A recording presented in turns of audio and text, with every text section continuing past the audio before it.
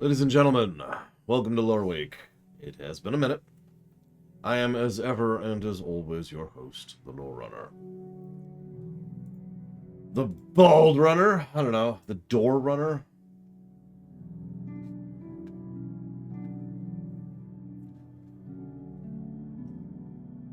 Just waiting to see if people are going to stream in here. I suppose, as ever, I do want to put show news right at the beginning. It's kind of my thing. So I suppose the first beat of show news, for those of you who haven't been aware of this fact, is the schedule change. So obviously the schedule change is currently active, like right now, because the way it works is everything has been shuffled back one day, which only really affects 3 days, but Mondays are now a normal streaming day, which most of you probably picked up on by the fact that we were actually streaming on Monday. And Sundays are now the family day, so no streams on Sundays, which means Saturdays are now Sundays, aka Loreweek, Streaminations, and not having a second block, so I can have some time to do things like errands and chores. Because, I do have to do stuff other than stream periodically in my life. Oh my god. Now,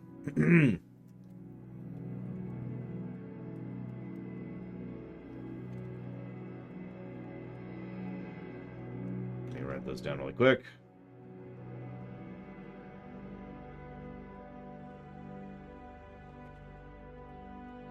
Thank you, Colin Peluso.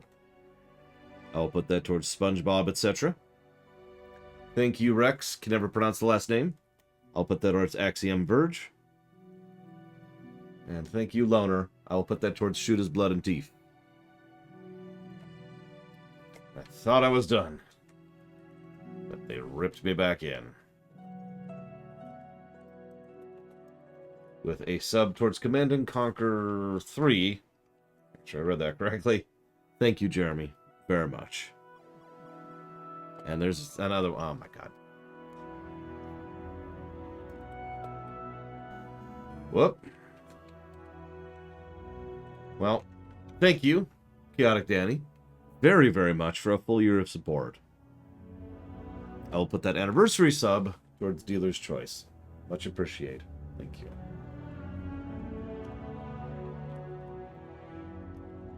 And I'll put SDR93, excuse me, sub towards XCOM 2. Thank you very, very much, as always. Much appreciated. Thank you. So yeah, show news. Schedule change, obvious. We're literally doing it right now. There's nothing else to add to it, really. It is quite simple. Just chunk, and we're good. So some of you, approximately, I think 3 of you, are aware of the fact that I like to try and stay creative and have a creative outlet in my life. Usually, in this case, via making mixes based on music of the... Yeah, for those of you tomorrow, we did Loreweek yesterday. For those of you, in the form of music, because I like making music, but I don't have the tools, the time, or the technique to make individual songs, or unique songs, so I tend to make mixes, and I tend to have this thing where I have to make a mix for my favorite song from each game that we cover. That policy has been thrown out the window. This week, actually. So, for the 3 of you who care, I've added a proviso to that rule, which allows me to simply decide not to put forth a mix if I simply hate the game too much, like Fran Bow, or if I don't feel like I've made a good enough mix for it to be worth keeping. So, that's whatever. As a fresh reminder, I still need people for the Lore Walker Theater. This is just kind of a shout-outs. I'm at the phase where all I need is actors to do lines. I do have a few lines which I need to go through, which I may be able to actually make at some point or another. But for the most part, I am still missing several roles, mostly smaller roles. So if anyone wants to get involved in that, please feel free to do so. The last thing I want to talk about is a big thing. So this year, we are doing the review run on both Star Trek Online and Arathrobo. Now, Arathrobo is going to take a really long time, okay? It's going to be a very long coverage thing towards Dragon's Dogma. We're going to be reviewing Dragon's Dogma, We're going to be replaying it like 15 times just to make Rathruba happy.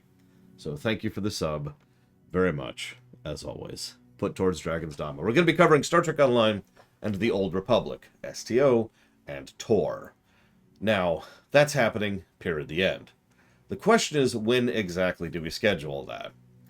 So, the schedule's kind of malleable at this point.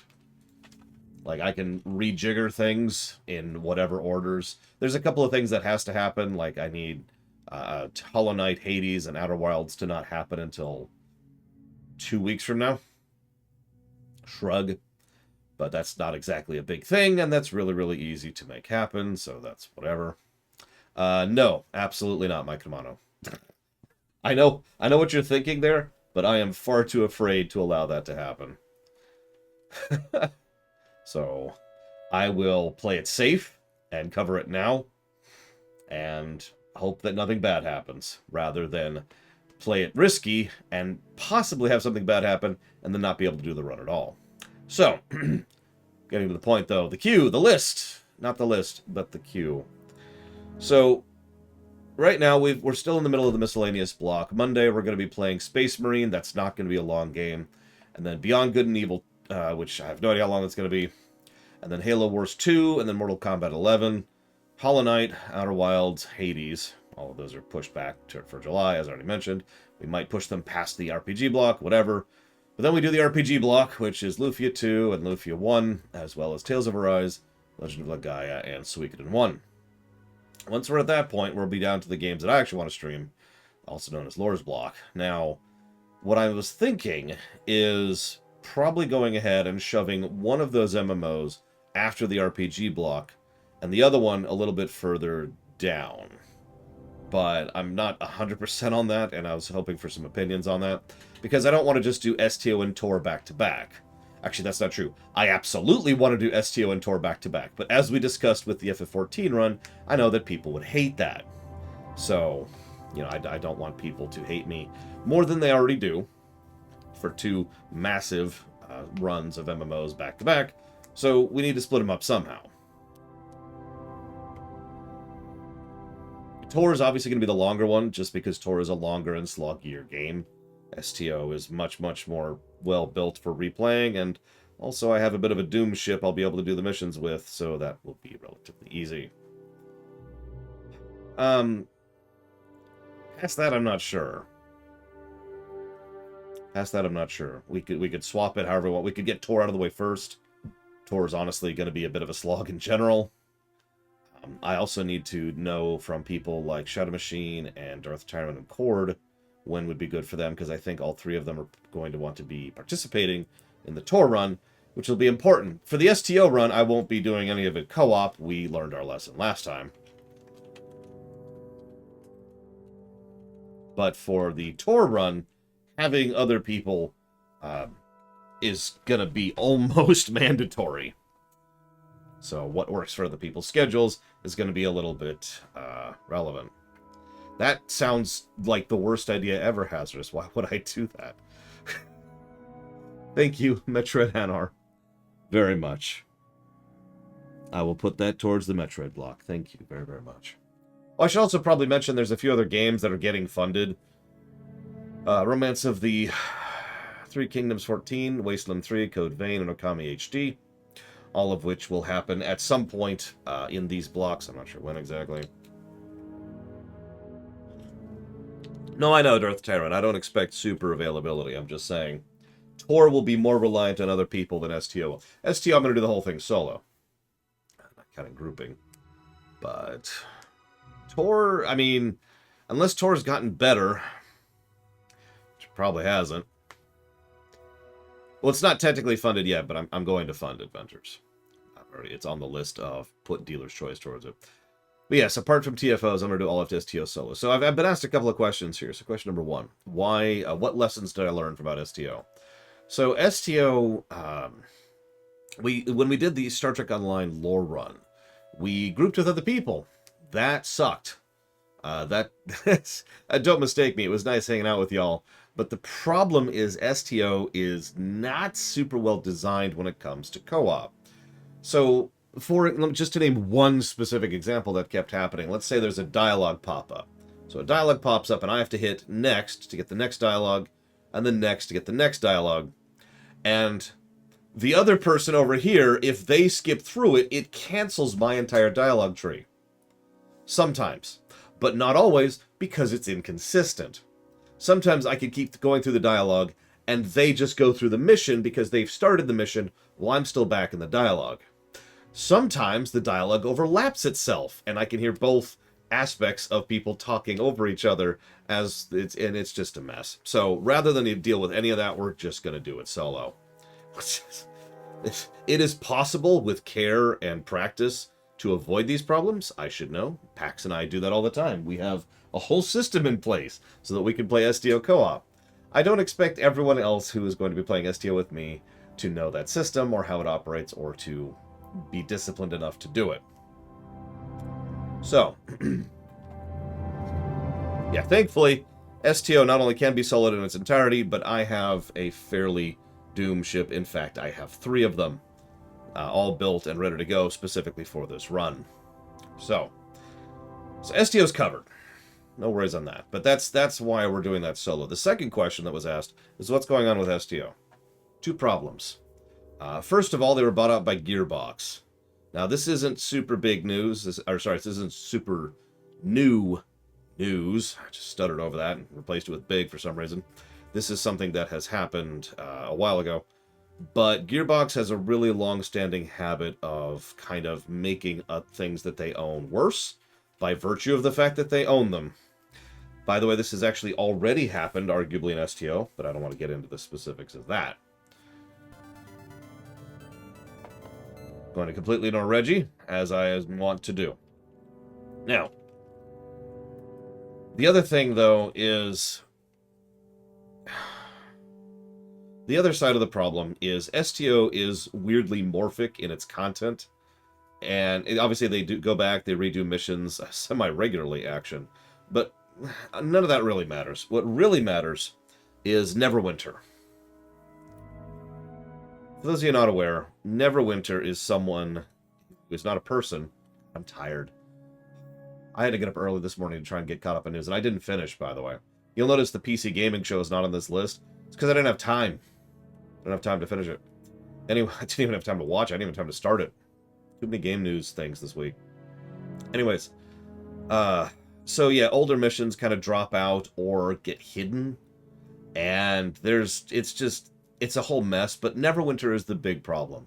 So for those of you not aware, the same company and some of the same development team made another MMO called Neverwinter, or Neverwinter Online if you prefer. Neverwinter was a good MMO that is a garbage MMO. It has been absolutely ruined and destroyed to such an extent that if I ever wanted to do a run of Neverwinter, I can't anymore because the game has been ruined so hard to push the pay-to-win sides of the game and the microtransactions and the general predatory garbage. Yeah, it's turned into a Mobage Fest, in summary. So it's gotten to the point where I can't just play through the game. It's not one of those, I don't have to compete. It's one of those, I have to drop money on it in order to be able to progress things, which is something that happens semi-frequently in Mobage. So that's already happened to Neverwinter, and it's already starting to happen to STO just a little bit. Some of you, I'm sure, are aware of the fact that every time they announce a new ship or a new thing or a new, whatever, some new package that you can buy, usually one of the legendary bundles, the line of acceptability creeps higher a little bit and the game balance creeps a little bit higher. It's the very beginnings of what already happened to Neverwinter, and that's why I'm worried. There is a legitimately good chance that STO, between these two facts, might get to the point where I either can't or don't want to deal with STO anymore. And I might actually put the game down as a consequence, right? So, I want to get that review in while I still can. If nothing else for historical purposes, because it was a great game, and I think it deserves to be notated, and I'm very curious how it would review, at least in its current state. 15 negatives to bugs, there we go, and we'll move on. So that's why. That's all the why and the wherefore. Will that affect the score? That's a good question. We'll debate that when we get there. Yeah, Tor Speaking of which, the reason why why Tor is being shoved to the front of the list is because Tor is also a little bit in danger. Now, whether Tor is in more danger or less danger is kind of your... Oh, I know, Reggie. It's kind of up to you. That's kind of debatable. But let's just say that if they announced that Tor was getting the plug pulled, it would not surprise me even a little bit. In fact, I am actually predicting that Tor will get its plug pulled sometime within the next year and a half. So that's why Tor has been shoved to the top of the list. In case you're wondering.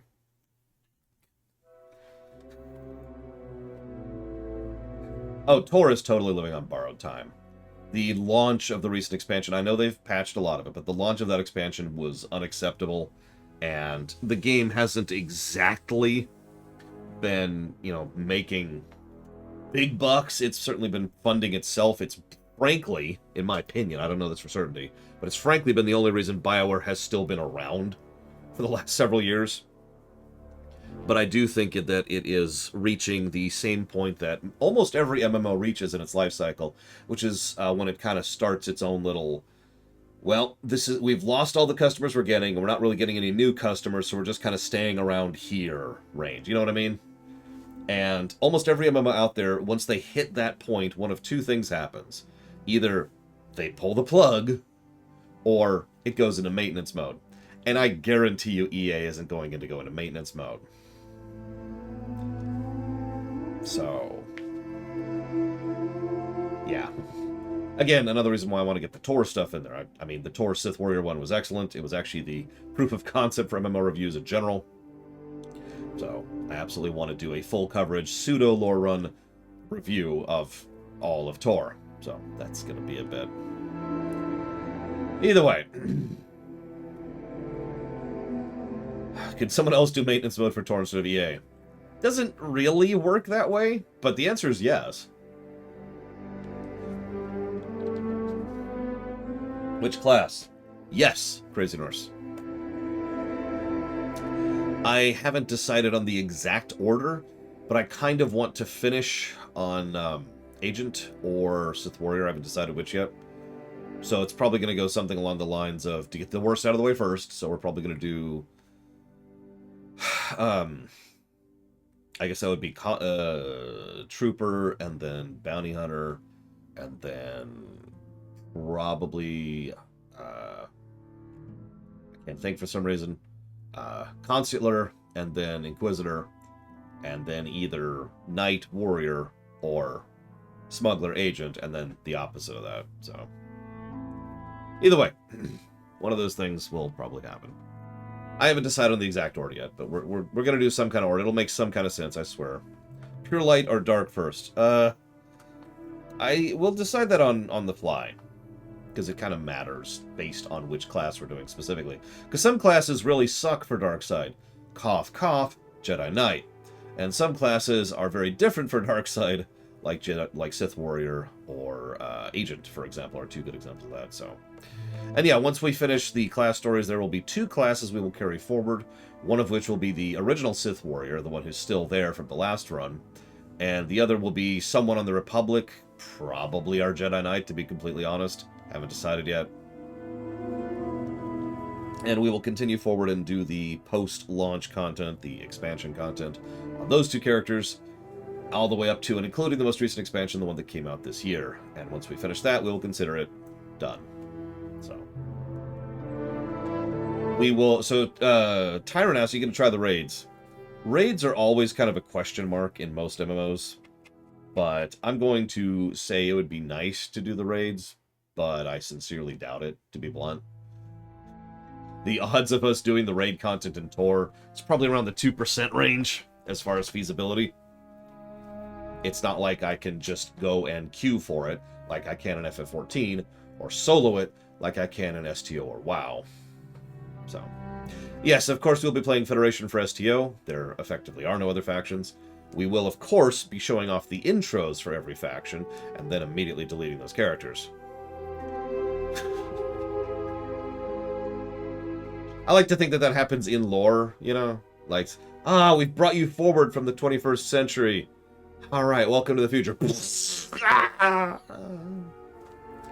Blueberry's still there. He will not be making return, however. I just haven't deleted him yet. That's all.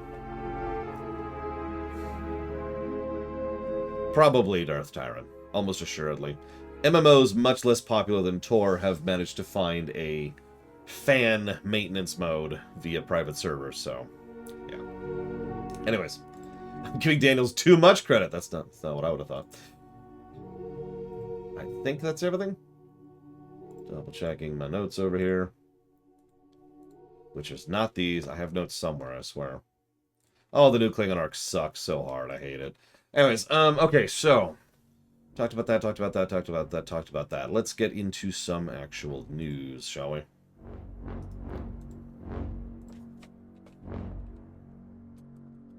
So at the Summer Game Fest, we had a couple of games. So I've kind of organized these by category, because as with every E3,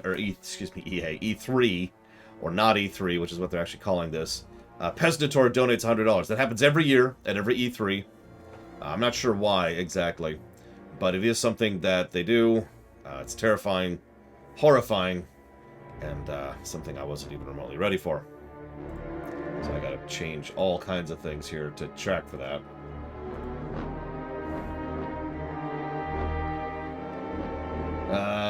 It's on the list. Okay, it's all I care about. Thank you very, very, very much, Pesnator.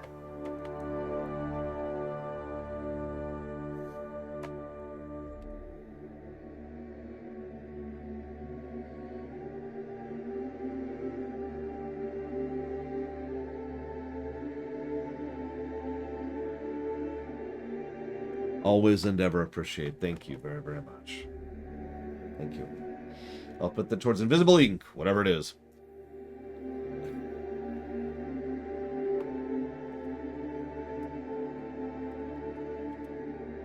So, I actually missed one thing. Sorry. One last thing about show news. Once we're done with the current queue to a certain point, and once we get to a certain point, once we've finished STO and Tor, we're going to go ahead and finally have reached the point where we've caught up in the queue, something we've been trying to do at this point for quite literally 2 years.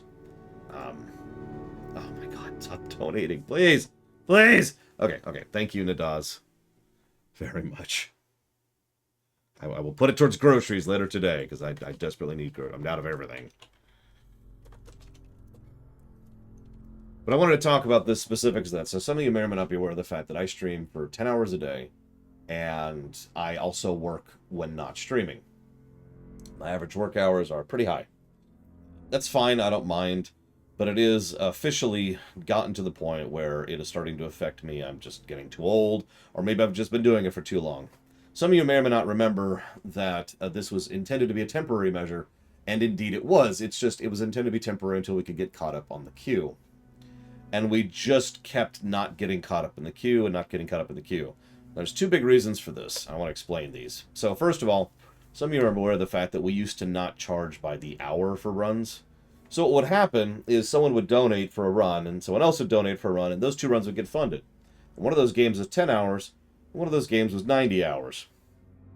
This is not a joke. I mean, I charged $60 for Persona 5, for God's sakes. So what happened was that these runs kept getting stacked up, and put it in simple terms, the rate of runs being funded was several times higher than the rate of runs being run, right? So it was just getting bigger and bigger infinitely, and it would never stop. So we started charging by the hour. Surely that would fix it, right? So we weren't really catching up. I actually have metrics right here that I keep track of in order to see how much we're funding versus how much we're running. And I was really confused, and so I reshuffled things a little bit and decided to start working the 10-hour stream. Once I started doing the 10-hour stream, we started catching up a bit more, and I was looking at my numbers like, yeah, we're finally doing it. Everything's cool. And then I realized that I was an idiot, because I was thinking we were finally going to play catch up and everything was fine, but I was still charging the same that we had before. If you don't understand the significance of that, that means that the way things were, this is in January specifically, January and before that, the way things were, I would be doing a good job of keeping up with the queue as long as I kept working 10-hour streams. The goal is to no longer be streaming for 10 hours a day. Look, I love you guys. I really do. And I love streaming. This is getting to me. It has been getting to me. Actually, if some of you may remember, a few weeks ago, I had to just take a few days off because I actually fell asleep for a few seconds on camera, which is new to me. I usually don't have those kind of fatigue issues. So, need to officially pull back. So, I rejiggered my math. I actually have a second thing over here now, based on the original, which is like, all right, let's track this. And this is a hypothetical, presuming that we were to stream less hours. And some of you probably know this because you'll notice that nothing's been funded since January. In fact, yeah, that nothing has been funded in February, March, April, May, or June. None of them. You can find it yourself, Colin Belizzo. Nothing has been funded in all those months because what we did was we increased the price per hour of something like 3.27 times. It's a very exact number based on these figures here. So, now you're probably thinking, so how are we doing with that number? Well, believe it or not, we're still actually behind, but we are catching up. Working at the current rate, we are catching up. So, hopefully we'll be able to finally actually reach a point of being caught up and having shrunk the queue, so that's no longer an issue. And I don't know if the price is going to lower. It probably is, but I don't know exactly yet. But I just wanted to share why we're cutting back and how we're cutting back and when we're cutting back. Hopefully someday we will actually be at a point where we have chugged through all the backlog that my bad math created for me. It's my fault. So anyways, moving on. All right. Oh yeah, and just remember, so even with the $2,000, so technically yes. I think I just talked about how Romance of the Four Kingdoms and Three Kingdoms 14 and Wasteland 3 and Code Vein and Okami HD are going to be funded. They actually are not funded, but I am going to allocate dealer's choice in order to fund them. If there's an excess towards a run, then that run is immediately funded. That's something I've already done the math on, believe it or not. Oh yeah, I should also mention we're probably going to try to do a gradual weaning off of streaming, so we're probably going to come back from streaming M Sonda hours a day to streaming more like Justin hours a day. 10 down to 8 is the current movement. Some of you may remember we used to stream only 6 hours a day. It feels weird saying that now. I don't know if we're going to go back to 6 hours or if we're going to stick with 8 hours or whatever. We're going to rejigger it. There are other things I want to work on. After all, some of you may or may not be aware of the fact that there's actually a large-scale project that has quite literally been on pause because I am streaming too much. That would be the Star Trek rewrite. We have actually done a fairly large amount of pre-production for the Star Trek rewrite project. In fact, we're in almost every way kind of ready to go into full-time production for the Trek rewrite. And we're not because I stream for 10 hours a day. So, that's where we're at for that. Anyways, so if anybody wondering about the Trek rewrite, that's where that's at. We've got a whole bunch of cool stuff with regards to how we're doing the sprite work and the background work. We're going to have bring in voice acting. We're going to actually bring in voice actors in order to play the actual characters. If anybody's interested in that, that would be a good thing to keep in the back of your mind. We're not doing auditions now or anytime soon, but it's just something that we're going to think about doing. Anybody who wants to be interested in that, we are going to be substantially harsher about that than we do about the theater. But nevertheless, if you have a good, if you have a really good mic, and if you have a good recording situation, then you're more than welcome to try out. We do want a lot of people to voice a lot of characters, especially the main characters. Obviously, it's going to be fairly intensive because you're going to be voicing a main character across like 4 seasons or 7 seasons or 6 movies or whatever, right? So, like, if you apply to be Kirk, you're going to be doing a lot of voice work. We will be paying you, by the way, because this is an actual project. So, take that for what it is. But, anyways. Oh, right. And then there's the movie Ruminations. Right, I keep forgetting about that because I keep mentally have already given up on it. But I should probably mention that I have not officially decided what we're doing with movie Ruminations right now. I suppose the current plan is to not do them ever again. I haven't codified that yet. I'm not 100% on that yet. But that is at the moment where we're at, if that makes any sense. There is a playlist where you can watch the entire theater. I will go ahead and pull it up if you have to give me a minute. but I can pull it up. All of the current theaters, including the terrible one, the great one, and the amazing one, are all there in that playlist. It's literally called the Loreweek Theater playlist.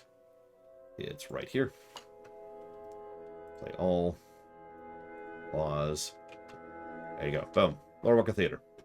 Now, having said all that, I don't know if that's 100%. I don't know if we're going to go ahead and axe movies or not. Not sure. We'll see. We'll see.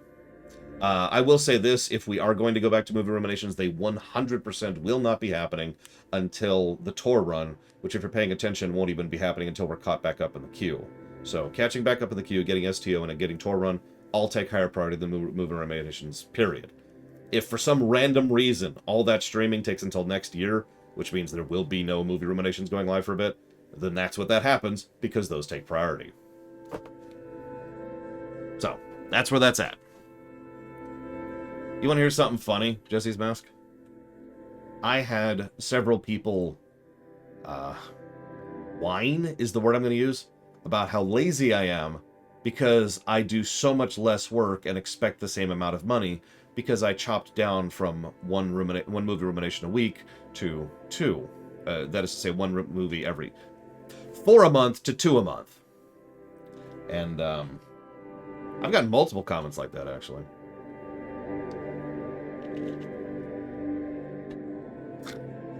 Just thought I'd share. Anyways, now we'll actually talk about the Summer Game Fest. Sorry, past me, or future me, I suppose. If you're going to start Star Trek, start with Star Trek The Next Generation Season 3. If you like Star Trek The Next Generation Season 3, you are going to like Star Trek, and then you should probably go ahead, rewind, and watch all of Star Trek in chronological order. If you do not like Star Trek The Next Generation Season 3, you do not like Star Trek, do not continue watching it. I have had that pre-programmed response for years, because I get that question all the time. Yeah, I've seen some people think I actually work part-time, which is hysterical to me. Anyways, moving on. So, getting on with the Summer Game Fest, finally. Let me go up to my notes here. So, I have organized this. I have organized this in a way so that... Because you know how E3 is, right? Every now and again, they release something and it's not. There's no news, or there's just a cinematic trailer and nothing, right? So I've lumped all of the no news stuff into one bundle, and then we'll talk about the stuff where there's something to talk about afterwards. So it's going to look a little bit out of order because of that. So, they have a game called Honkai Star Rail, which is apparently a mobile game, which is also coming out on PC, which is part of the Hoyoverse. Looks like a bit of a bargain bin Xenosaga, and they showed no gameplay. They also immediately talked about Zenless Zone Zero Combat, which is apparently also set in the Hoyoverse, which they also showed no gameplay on. Immediately after this, they talked about Aliens Dark Descent, which looks like a top-down shooter, but again, very little gameplay shown, but it is another attempt at making a game within the Aliens setting that's coming out next year. They also talked about Outriders World Slayer. I have no idea what that is. High Water, which is apparently a strategy game.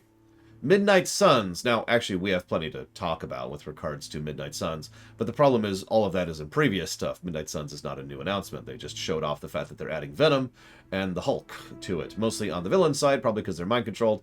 I hope we can free them of mind control and get them on our side. That'd be cool. Still very excited for Midnight Suns. XCOM, XCOM X-Men just sounds awesome to me. They're adding content to Cuphead still, which is very surprising to me.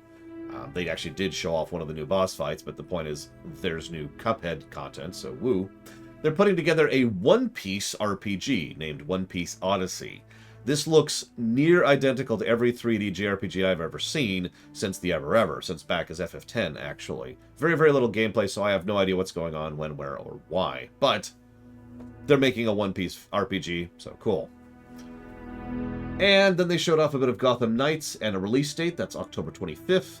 But, of course, they didn't show anything off because this is the didn't show anything off category. Scroll down a little bit. So now the stuff that they actually talked about a little bit. So first of all, Street Fighter 6. Now, they actually showed off more Street Fighter 6 stuff both before and after this. But Street Fighter 6, can I just say I'm actually really legitimately excited for? some of you may know, we talked about this during the Smash run. Some of you may or may not know the fact that I actually am a bit of a fighter game fan, which several people are apparently surprised by, but those people don't remember that I'm into virtually every type of game because I'm me. But yes, I used to be a part of the fighting scene quite a bit. I just bowed out of it for two big reasons. Reason number one, because competitive gameplay is boring, and reason number two, because there was nothing else to do. Every competitive game, every game was just all about the tournament scene.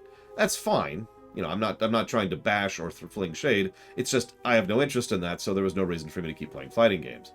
So I walked out of fighting games for quite a while until a specific one caught my attention, which I'm sure several of you actually know about. That would be Injustice 2 specifically, not Injustice 1, which was boring and generic, but Injustice 2, which actually had a full campaign mode, which was actually pretty awesome, and even had a branching storyline at one point. It was just one branch. You could choose bats or soups towards the end of the game, but it was branching, and it was different, and it was actually surprisingly good. That caught my interest and kind of pulled me a little bit back into it, and then I started looking around at a couple. Obviously, I was really hoping the recent Smash Ultimate would actually have a proper campaign mode. It does not. But Street Fighter 6 not only has a proper campaign mode. Notice I keep using the word proper, by the way, because a lot of fighting games have campaign modes. But a proper fighting game campaign mode is a little bit more rare. Anyways, so Street Fighter 6 looks like it has a proper campaign mode, but also has like an open world aspect to it, and a town, and exploration mechanics, and more customization options for your character and all stuff. And it just kind of sounds pretty cool. I've been sort of into Street Fighter since Street Fighter 2, so in general, I'm kind of into it. Well, it's good, first of all, and second of all, it's actually worth a damn. There's some meat on the bones. Because an improper campaign mode would be Street Fighter 2. Put that simply. But a proper campaign mode would be something like Injustice 2. Anyways, so I'm actually really excited about Street Fighter 6. I'm hoping they do something real with it. We'll see. We'll see. That's the big thing there. Moving on.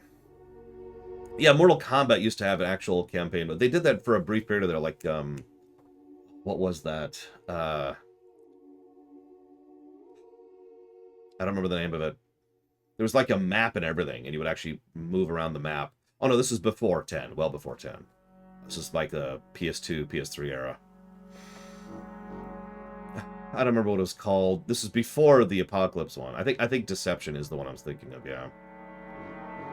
It was before Armageddon, although Armageddon also had a thing cool. But I think Deception's the specific one I'm thinking of.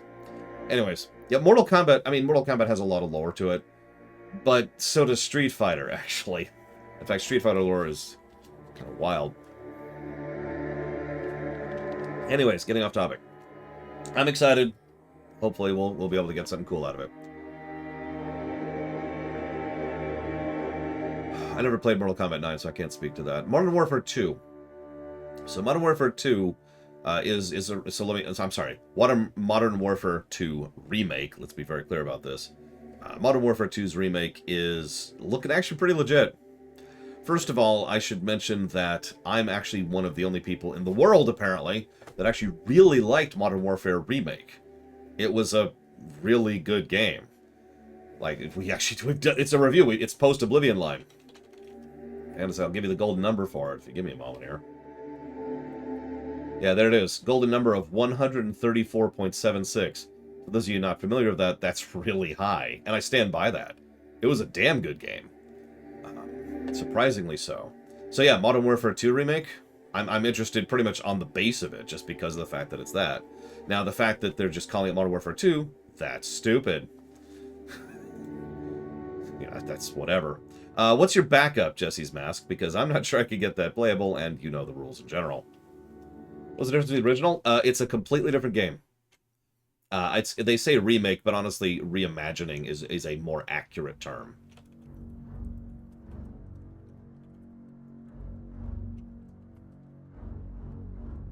So, some similar characters, different backstory, different world, different plot, different setting, different missions. It's a different game. The fact that it's called Modern Warfare is honestly inaccurate.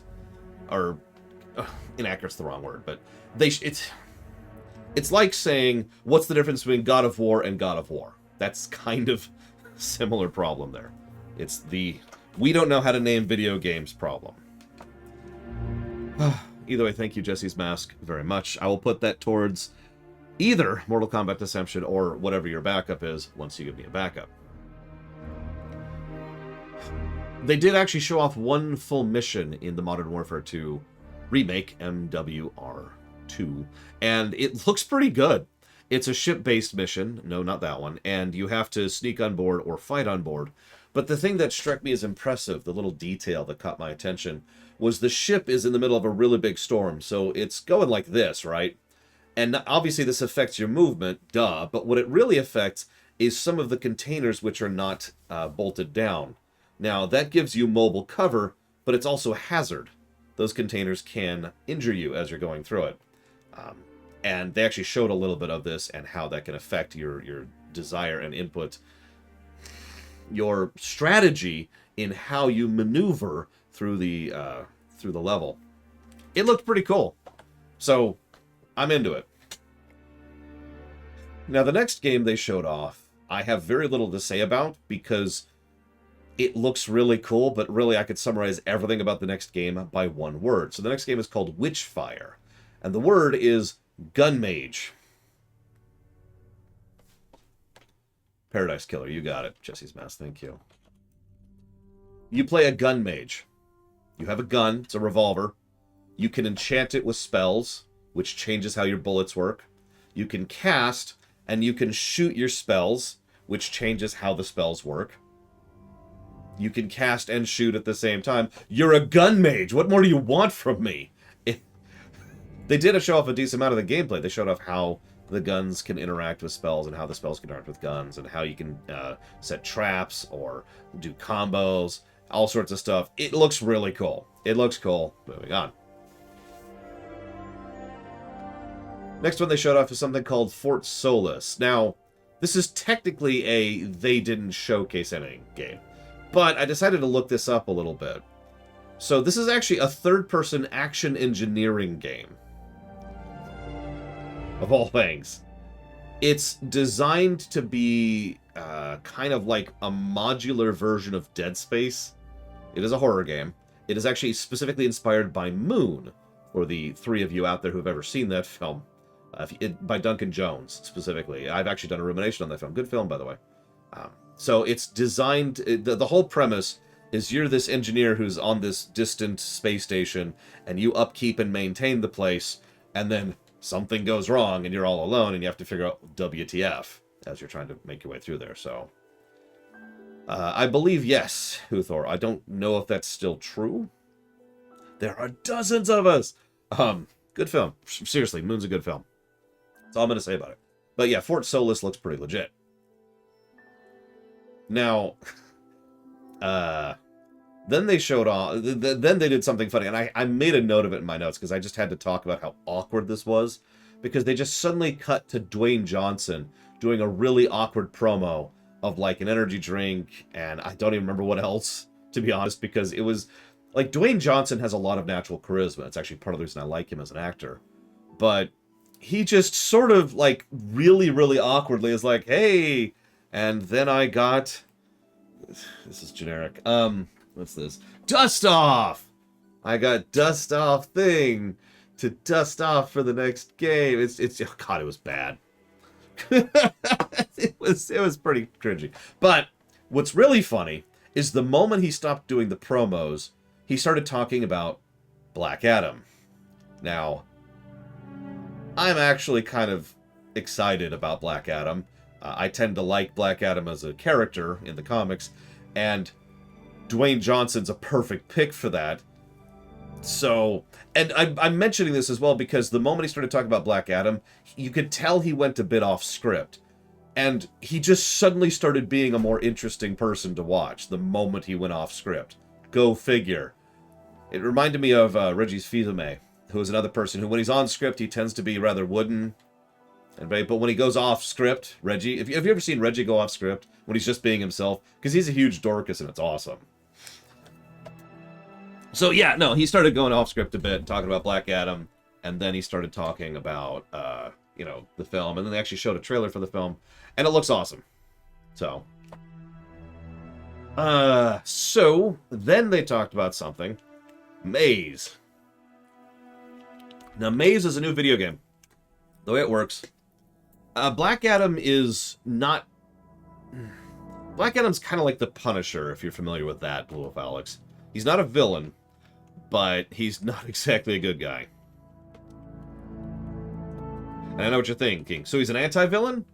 Or an anti-hero? Yeah, the problem is the comic industry itself has actually flipped the meanings of anti-hero and anti-villain. I'll look this up recently. It's flipped the meaning of those several times, which is why I try not to use those terms, because people invariably get confused. So instead I just say, he's like the Punisher. We're just gonna leave that as is. Anyways, thank you, Maze, very much. I will go ahead and jot that down for Trails in the Sky, too. Much appreciated. Yeah, he's pretty neutral, actually. Because he is definitely more evil than Shazam. He's also extraordinarily powerful. But he's not villainously evil. Like, he's not, oh, ha, ha, and then I shall turn it into a weapon.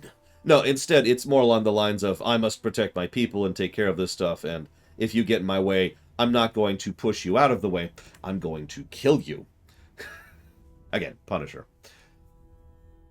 So, I'm excited. We'll see what they do with it, because DC movies are very hit or miss, but we'll see. We'll see. So, the next game they showed off is called Stormgate. Now, I actually knew about this game before they announced it here, and I've actually already done some research on Stormgate. Stormgate is... So, here's the thing. Let's talk about the bad first. I always talk about the bad first. The bad about Stormgate is that it's a free-to-play game. Now, if you know anything about gaming for the last decade, then you know that that's not a good sign. The fact that you're launching your game free-to-play, that's worrisome at best. So, we have no other information about that whatsoever, which is even more worrying, especially since something we're not talking about has been coming into the spotlight recently and made $24 million in a week. So, we'll see. I mean, it's not like free-to-play games are automatically bad. Star Trek Online. They're just usually bad. So, again, that's a whole big we'll see on that one. Nevertheless, I wanted to get that out of the way first because everything else about it just sounds amazing. It is a StarCraft 2 co-op mode inspired RTS. I know that's a weird sentence. I'll try to say that again to try and slog through that. But several of the devs who made this game are the people who worked specifically on the co-op mode over in StarCraft 2. And I love co-op mode in StarCraft 2. I think it's actually one of the best features of that game. No joking. It's amazeballs, right? Like, it's got its own special maps and pseudo gimmicks, and each person plays substantially different from the others, which has a huge variety of different builds and options that you could do. And there's actual mutators instead of just difficulty settings. It's just super, super, super cool. So, yeah, the game, I'm all about that. The actual developers, so there's an interview about this where they flat out talked about how they wanted to do more with the co-op mode, and they weren't allowed to because it wasn't making as much money as other things. Whatever, that's just the truth. I'm not making a commentary here, that's just truth. So they when they left, they decided to make their own StarCraft co-op mode. Now, there's going to be 3-player co-op, which is even better. 3-player co-op focused. The actual campaign you can go through is 3-player co-op. The whole campaign, which is awesome. Full RTSs that are full campaign co-op are extraordinarily rare. Command & Conquer Red Alert 3 comes to mind off the top of my head, and that's it. I think there's like one other one. So that sounds amazing awesome. They've already talked a little bit about the Human Resistance and the Infernal Host, which are 2 of the 3 factions. And they talk about how they're going to be trying to push, have a tournament mode, and they're going to have, when I say tournament mode, they're going to have a built-in tournament, so there's going to be tournament makers and tournament stuff in the game itself. You know, you can set up, brackets and times for matches and all that fun stuff within the game, so that's cool. It looks really, really, really cool. In fact, the only thing that worries me is the fact that it's free to play. So, very hyped for that. Thank you, Blue F. Alex. Always appreciate your money, your patience, your time. I'll put that towards Trails in the Sky 1. You got it. I think that's actually on the list. I'm not actually sure. Like, I think it's already been re-added, but I'm not sure about that. Either way, we've already decided we're doing that. Maze donated. Mike Romano. And I said thank you. Maze put it towards Trails in the Sky, too. Next game they showed off is something called American Arcadia. Now, there was a lot of implication on this one. They didn't show off a lot of gameplay, as usual. But the gameplay premise is there is someone who's basically in a Truman Show situation. You know, this whole they live in a community where everything's filmed and real-life TV, yada, yada, yada. And you're either playing the one trying to get out, or you're playing the one helping them get out. They showed off tidbits which imply it's actually both, which could be really cool if they do that properly. But either way, the point is you were trying to get them out. You're trying to... It's right there, Trihexa. The topic's right there. You're trying to help them get out from this Arcadia place. And that sounds really, really cool. Now, hang on. I need someone to go give Oculus a donut so he can chill and be cool, because it's all cool in the hood. The next game they showed off is something called Neon White, which is a first-person shooter voiced by Steve Blum. I just mentioned it because it's the first thing I noticed about the game. So the premise of Neon White is you play a sinner who has specifically been hired by heaven to kill people. The idea is if you do a decent job with that, your sins will be forgiven. I smell a rat, but regardless of the narrative side of things, the gameplay is interesting because it's apparently card-focused. Now, they did show off bits of actual gameplay, but it didn't look like the cards were anything other than aesthetic within the gameplay itself. Like, you draw a machine gun card, and the card itself empties as you are slowly shooting. So I would need to know more about the specifics of how the card mechanic works to really be able to make a judgment on that, but it does look at least interesting.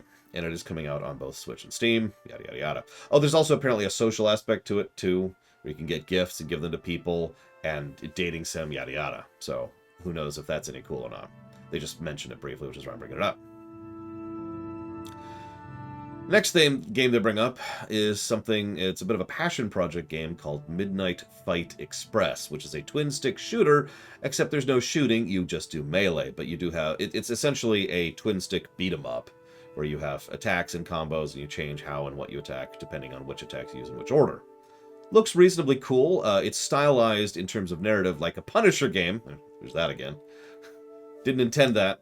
And the idea is that you're going through this city which is wrought with corruption, and you're playing Batman. I will cleanse this city of the corruption within it. There you go. It does look kind of neat, very stylized, of course. The biggest problem, and I did a little digging on this, is it looks like it has no co-op, even though everything about the gameplay seems like it would lean towards co-op. So that's a bit of a shame, but that's okay, because they also showed off Teenage Mutant Ninja Turtles Shredder's Revenge, which looks amazeballs. I actually don't have anything else to add to that. Me and my friends have already bought it. We'll be playing it as soon as we finish Borderlands 3, most likely, and it looks amazing. It looked amazing when they first announced it. It still looks amazing. Capcom, I know we're not there yet, but Capcom showed off Shredder's Revenge. Yeah, 6-player co-op in Shredder's Revenge, which is really good.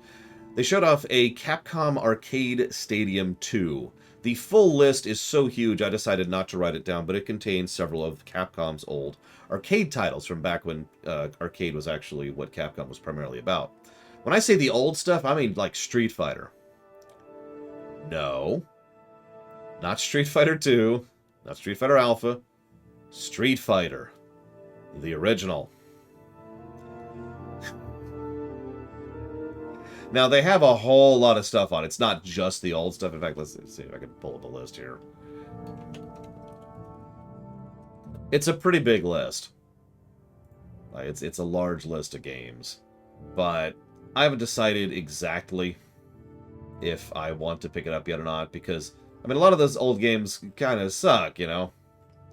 But we've got Savage Bees, if you remember that one. God, I remember that one. There's Street Fighter, of course. Last Duel is on there. King of Dragons, the original.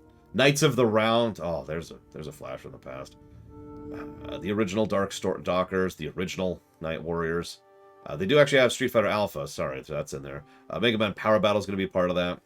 Super Puzzle Turbo Fighter 2. Yes, that's a real game. All sorts of stuff. It's gonna be interesting. It's all old stuff. What's really weird about it is apparently you can buy it, or you can buy individual games. I haven't looked up the specifics of this yet. I'm not sure how they're gonna do that. But either way, for anybody interested, and of course historical preservation in general, I am super in favor of that. Speaking of someone else butting in briefly, Nintendo showed off Mario Strikers Battle League briefly. I actually did a little digging into this because I was curious how much I should be excited about it. And the answer is, not much. The problem is, Mario Strikers Battle League is apparently a fairly competent core combat game with a lacking of general meat on it. It doesn't have really good built-in tournament rules. It doesn't have much of a campaign mode. It has less arenas than the previous Strikers game back on the GameCube, and it has less characters than the previous Strikers game back on the GameCube. So, neat, but simple is the overall synopsis on that one. Another game they showed off, I believe we've heard about this one, is called Metal Hellsinger. This is a rhythm first-person shooter. Now, I'm actually into rhythm games. Well, okay, let me walk that back. I'm into other genre with rhythm games, you know, like Crypt of the Necrodancer, or Cadence of Hyrule is an example of a rhythm game that I'm into. A similar concept. This one is a first-person shooter where if you shoot and attack and move and kill in time to the beat, it actually boosts what you do, and yada yada yada. So it looks pretty cool. It is very, very Doom style in terms of its SPS. It is definitely a run and gun, I believe is a specific term for that genre, so that looks kind of neat. They also showed off the Quarry, which I'm only even mentioning because it's actually on the list. It's apparently an Until Dawn spiritual sequel. I was not really having a lot of I couldn't get a lot of details about the specifics of the gameplay, but from what I could tell, it's mostly a choose-your-own-adventure with some visuals, which is cool, you know, what I usually refer to as a Telltale game. So that looks interesting, I guess. In this case, though, instead of being straight horror, this is schlock horror, which I tend to tolerate more, especially since it's usually being done more for laughs. Schlock horror, it's almost the parody of horror, right? It's a bunch of teenagers at an old cabin in the woods, and there's some people who are killing them. It's duh, right? I have not played Until Dawn. I will probably never play Until Dawn. I would probably veto it if someone tried to add it to the list. But yeah, mocking parody. Pretty similar stuff. Anyways. So, then we saw Nightingale. Now, we've actually talked about Nightingale before.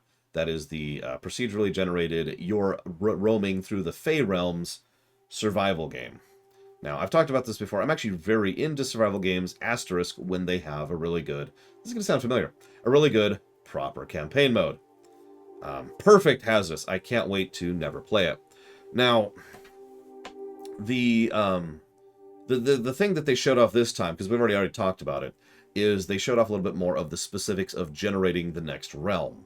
So the way it works is as you're roaming the current realm, the one you're currently in, you gain rare resources in addition to regular resources. And rare resources... I'm sorry, I'm drying up really fast here. Good lord. Rare resources can be used to craft cards.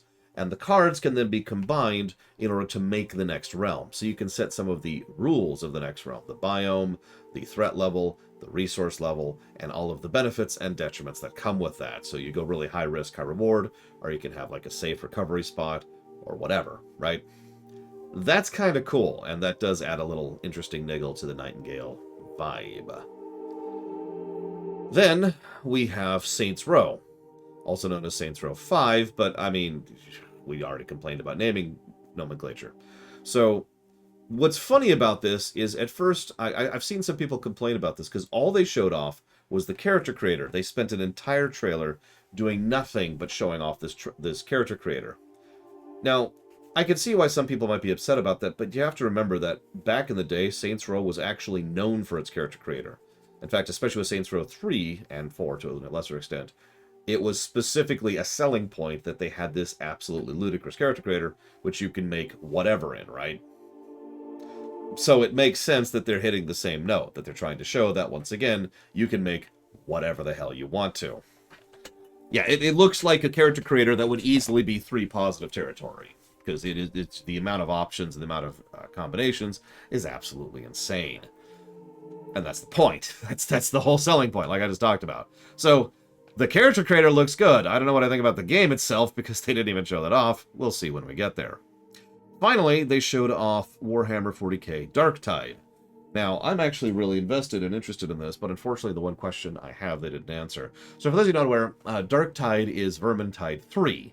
It is another game in the exact same style of Vermintide 2 and Vermintide 1, which themselves are modifications of Left 4 Dead 2 and Left 4 Dead 1. 4-player co-op going through scenario missions in order to progress through a campaign, fun, cool, boss, etc. Excuse me. So, I'm already interested, just based on that. Vermintide 3, sold.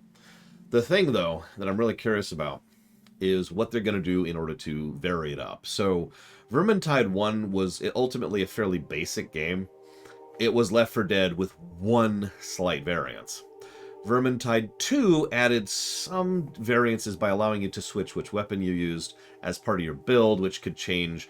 so you could change your class, which changed your special abilities, and you had subclasses within those, which also changed your special abilities, and then you had the weapons, which could change your build. And there's specific equipment that could change that up, and yada, yada, yada, yada. The point is, there was something approaching actual customization with regards to how you play, rather than just being another character. So it added to it, it expanded on it, it was better. I'm curious if Darktide is going to add another layer, or try to go a different direction, or simplify it. No information. I got nothing.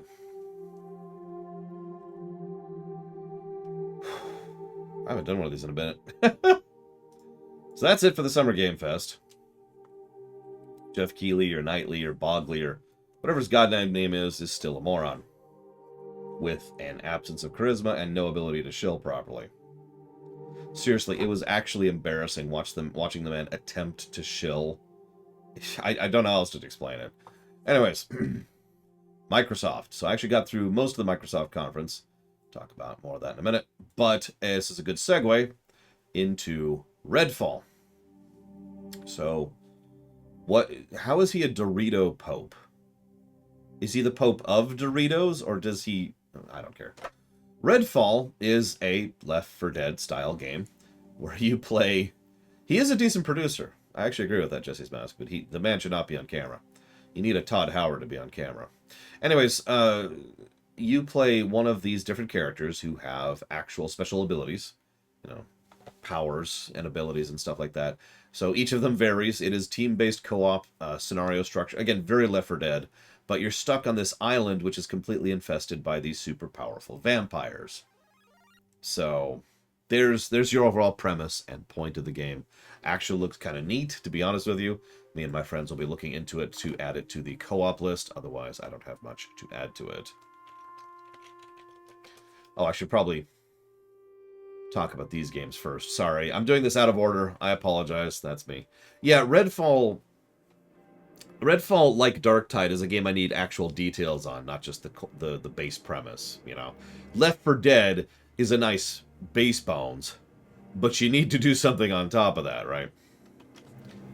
Thank you, Lateralis, very much. If you want to put that towards something other than me taking another drink, please let me know. So hang on, before we continue talking about the games that actually showed something off, let's talk about the games that didn't. Diablo 1, you got it. Whoa! Let me just hit the wrong button there. Did we delete it? Nope, we're good, we're good. So, first they showed off Overwatch 2, which is free to play. Same problem as usual. And has a new character, which they didn't show off, really. Then they showed off a game called Aura History Untold, which is apparently a strategy game based on the concept of What If, which sounds cool, but unfortunately, because this is the no details section, I have no details for this. Yes, I do, Lateralis.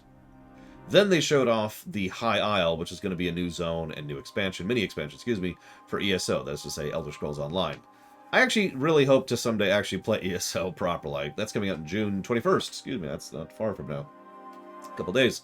We'll get to go to the Bretons area. Woo! Bretons! Bretons are so cool, I guess. I don't know. I have no idea. One of these days I'll play that game. Thank you, Ranzada. I'll put that towards Fallout New Vegas. Yes, ESO is actually doing quite good right now. Go figure. Of the various MMOs that are not WoW, ESO is actually doing pretty damn well. Probably about 3rd or 4th overall. If you don't count mobiles, which I don't. And if you don't count Korean MMOs, which I don't. Damn it. I'm really getting dried up here.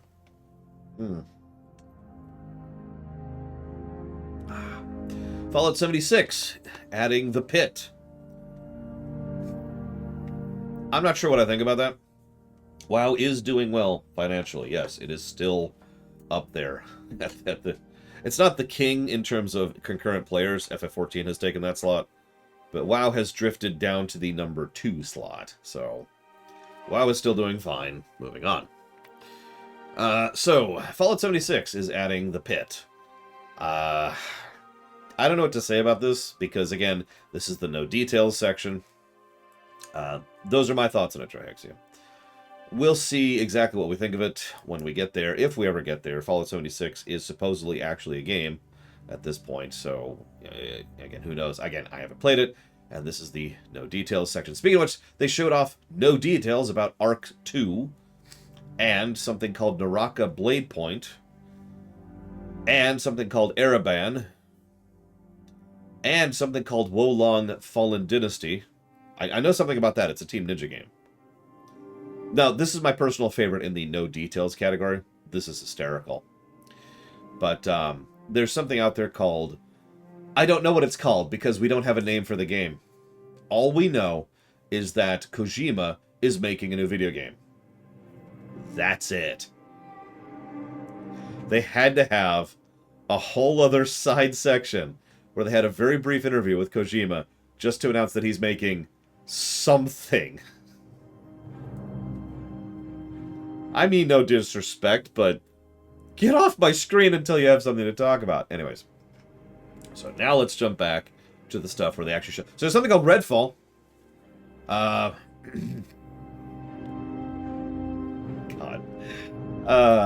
I'm dumb. They did show off a game. They actually showed off a decent amount of a game called High on Life. I have decided to veto this game if anyone wants to add it, just as a heads up. High on Life is a gross humor, pseudo-parody shooter game, which is being made by developers. The writing and story is being made by the creators of Rick and Morty. It is extraordinarily Rick and Morty. They actually have some of the voice actors from Rick and Morty being in it. So, absolutely not. Total veto. Sorry. No offense intended. I know several of my friends are into it. No thank you for me, personally. If there's anything this week has taught me, it's that I need to be more liberal with the usage of the veto. So, boom. They did show off a game I am very interested in. It's called Plague Tale Requiem, aka A Plague Tale 2. Now, some of you may not remember... Some of you may or may not remember that I was blown away by Plague Tale Innocence. Like, I wasn't expecting much, but what I got was amazing. Like, not just good, like, really, really good. So, Plague Tale Requiem, I'm already interested in this just because of that. It looks like the focus on this one is very similar to back in Dishonored 1, if you remember that, where the morality meter is entirely based on whether you kill someone or don't kill someone. And there's a whole focus being based on that, so, you know, we'll see where they go with that. We already saw the trailer. There's not much new on that thing. Supposedly it's coming out this year. Asterisk, asterisk, asterisk. Very interested. Now, this one's a fun one. So they showed off another Forza game. Now, what I find funny about this is I finally started getting interested in Forza a few years ago. In fact, one of the Forzas, Forza Horizon 5, I believe, is on the list for eventual review. And they've already... I'm falling so far behind. They've already released they're releasing another Forza game before I can even get caught up. Anyways, I do want to say it's interesting because the trailer, which is not insubstantial, I say trailer, the whole presentation, was almost primarily focused entirely on the graphics fidelity, specifically, and how it matters and why. Now, the reason I find this interesting is because I'm big on graphics in a game, but graphics fidelity almost universally doesn't matter to me when it comes to game design. There are very few exceptions to that, and a racing game is one of them. Now, don't mistake me. You don't need graphics fidelity in a racing game because Mario Kart, right? But at the same time, if I'm going to get behind the wheels of a Lotus Elise 111R and start racing around the NER just for fun, I want that to look like the car and I want that to look like the road, because the immersion of a real playing in a real life car in a real life area is kind of the point. Yeah, exactly. You want to feel like you're there.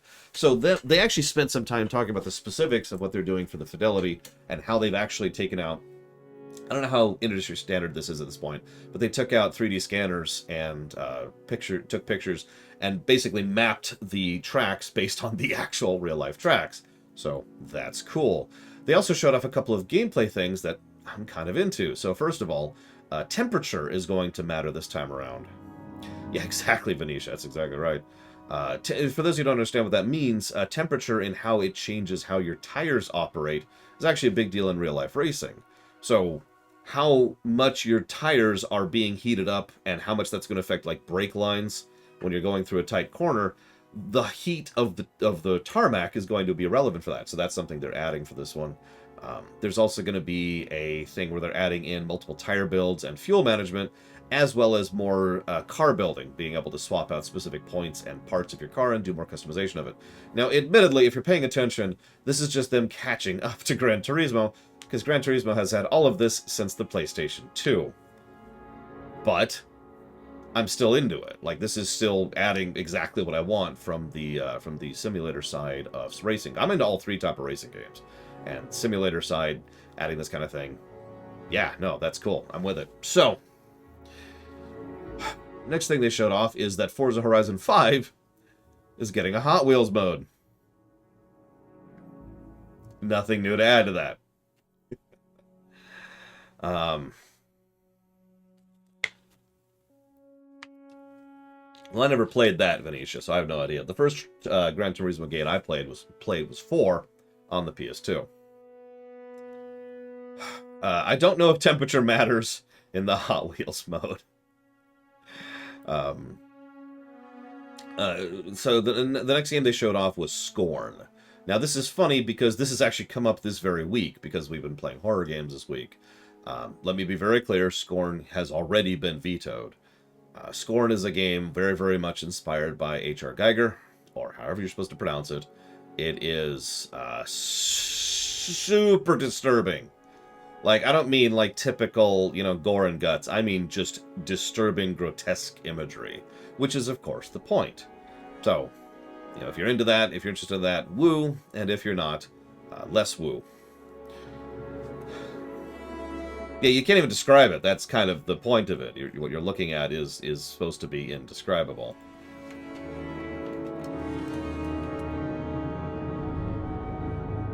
The Postal games. Yes, veto. Boom, done. Now, next thing they showed off was something called Flintlock Siege of Dawn. Now, this looks like your typical third-person action gameplay.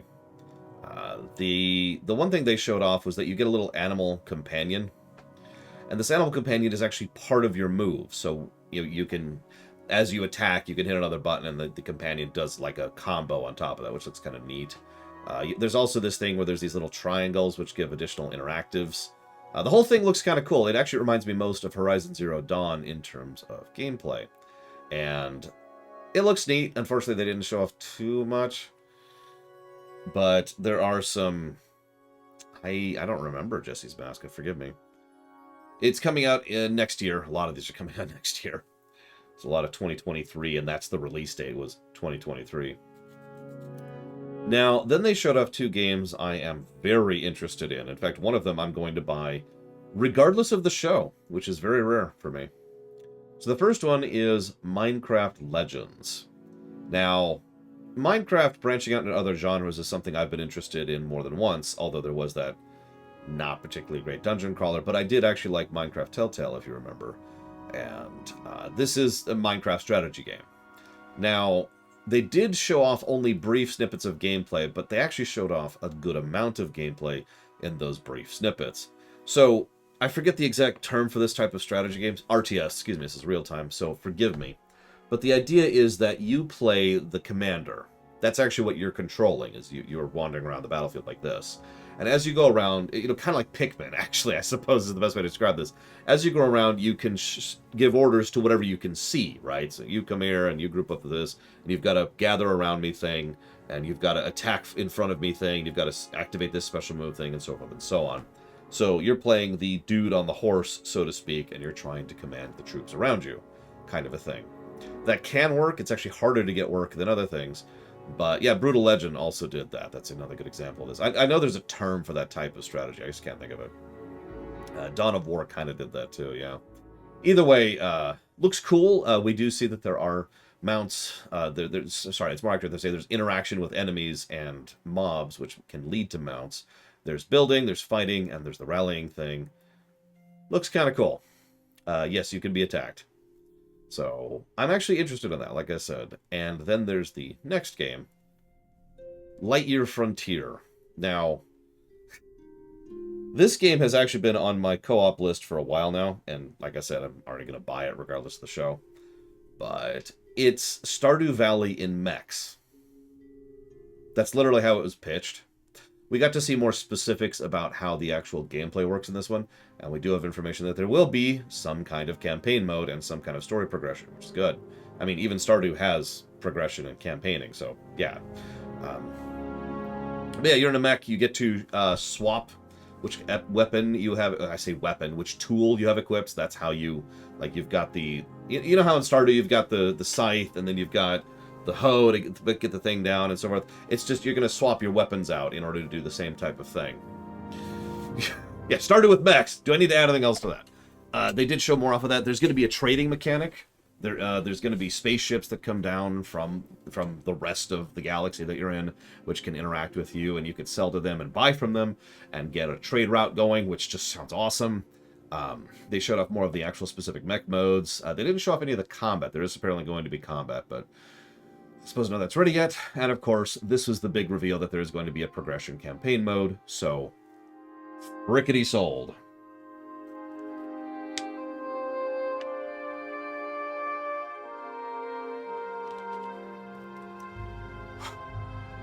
Now, got a few more here. They showed off something called Gunfire Reborn. This is a 4-player co-op roguelite first-person shooter. Get all that out there. It's done in very cutesy style. There's actually a lot of that in modern game design, probably because it's a lot easier to get working than most other gameplay graphical styles. But so it's this big old cute aesthetic. It's a roguelike co-op FPS with 4 players. I don't know what else to add to that. That's coming out in October. And then we have another game that actually really did catch my interest. This game is called The Last Case of Benedict Fox. This is a side-scroller horror platformer. They showed off a surprising amount of gameplay for this one, so we get to see some of the type of puzzles you'll be doing and some of the type of the enemies you have to avoid. It's one of those, I forget what this is called. I think this is actually technically called 2.5D, even though 2.5D actually refers to 2 separate things in the industry now because we can't standardize our terms, for God's sakes. But anyways, the point is, 2.5D, the game is fully 3D, except it's not. You're only interacting on a 2D plane. Donkey Kong Tropical Freeze, right? And it looks really cool. The main gimmick that they showed off is the fact that you can jump into corpses in order to play through a level that is their memories. The overall aesthetic looks extremely similar to Ori and the Blind Forest, except if the bloom was turned down a little bit. So, very interested in that. Unfortunately, it does not co-op. That's coming out in spring of next year. And then they showed off a game. So this one is another one I might buy regardless of the show. Sorry, my throat's really getting dry. It's called As Dusk Falls. It's a co-op Telltale game. Not literally Telltale. But, you know, the Telltale genre. Right? Choose your own adventure. Pick your way through it kind of thing. Unfortunately, details are scarce, which is a damn shame, because that caught my interest immediately. A co-op Telltale game, that sounds fantastic. They're using pseudo photo stills with a bit of colorization in order to do the visual style. It apparently can support up to 8 players simultaneously. And I don't know what else to add to that. I'm interested just based on the concept alone, really. Because it looks like the way it works is, you know, in a typical choose-your-own adventure, you'll be like, do I lie to the cop or I tell the cop the truth? What it looks like is going to happen is one player's playing that person, but then the other person's playing the cop, and they then get to decide how they react to your choice.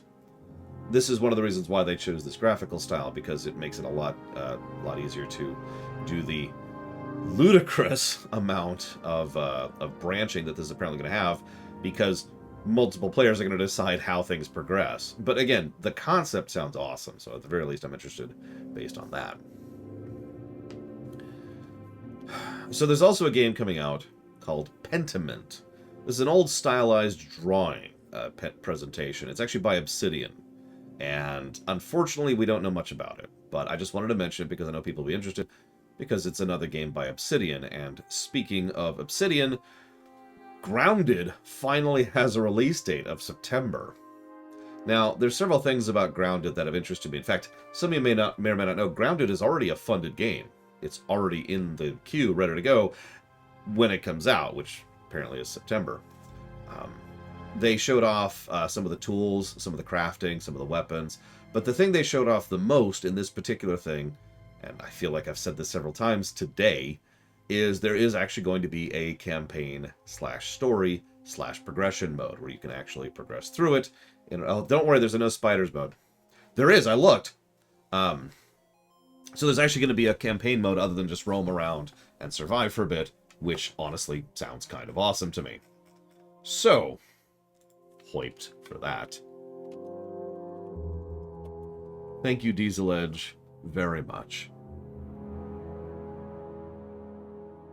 It's okay, Crazy Norse. There's an arachnophobia. I'm not joking. You can look it up. There is an arachnophobia mode. It's actually a thing. They advertised it as a feature, which honestly, that makes sense. You should advertise something like that. I love it. I'm going to put the veto list up here so it's easier to access. Sorry, don't mind me. Then they showed off a bit of Diablo 4, barely.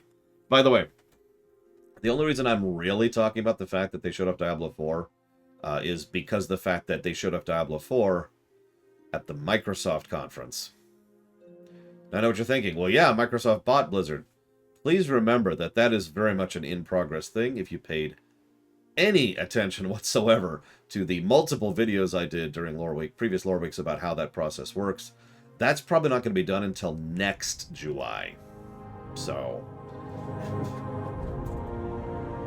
the deal's moving through, but it is having the exact same, like everything I predicted as far as opposition has already happened. Several lawsuits have already happened. Several government agencies have already stepped in. It is all the stuff I told you would happen because this is formulaic. Anyways, but they did show off a bit about Diablo 4. So there is going to be crossplay. That's actually important. There is going to be couch co-op. There are going to be PvP zones.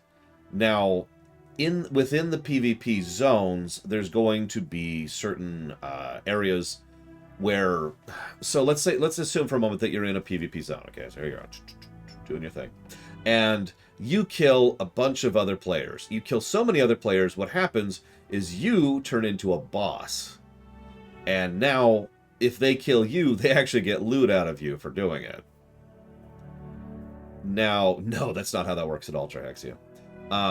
Now, how specifically that works in details is going to matter, because there's a lot of ways that can be screwed up based on the specific execution. We don't know details. I have nothing to share with you.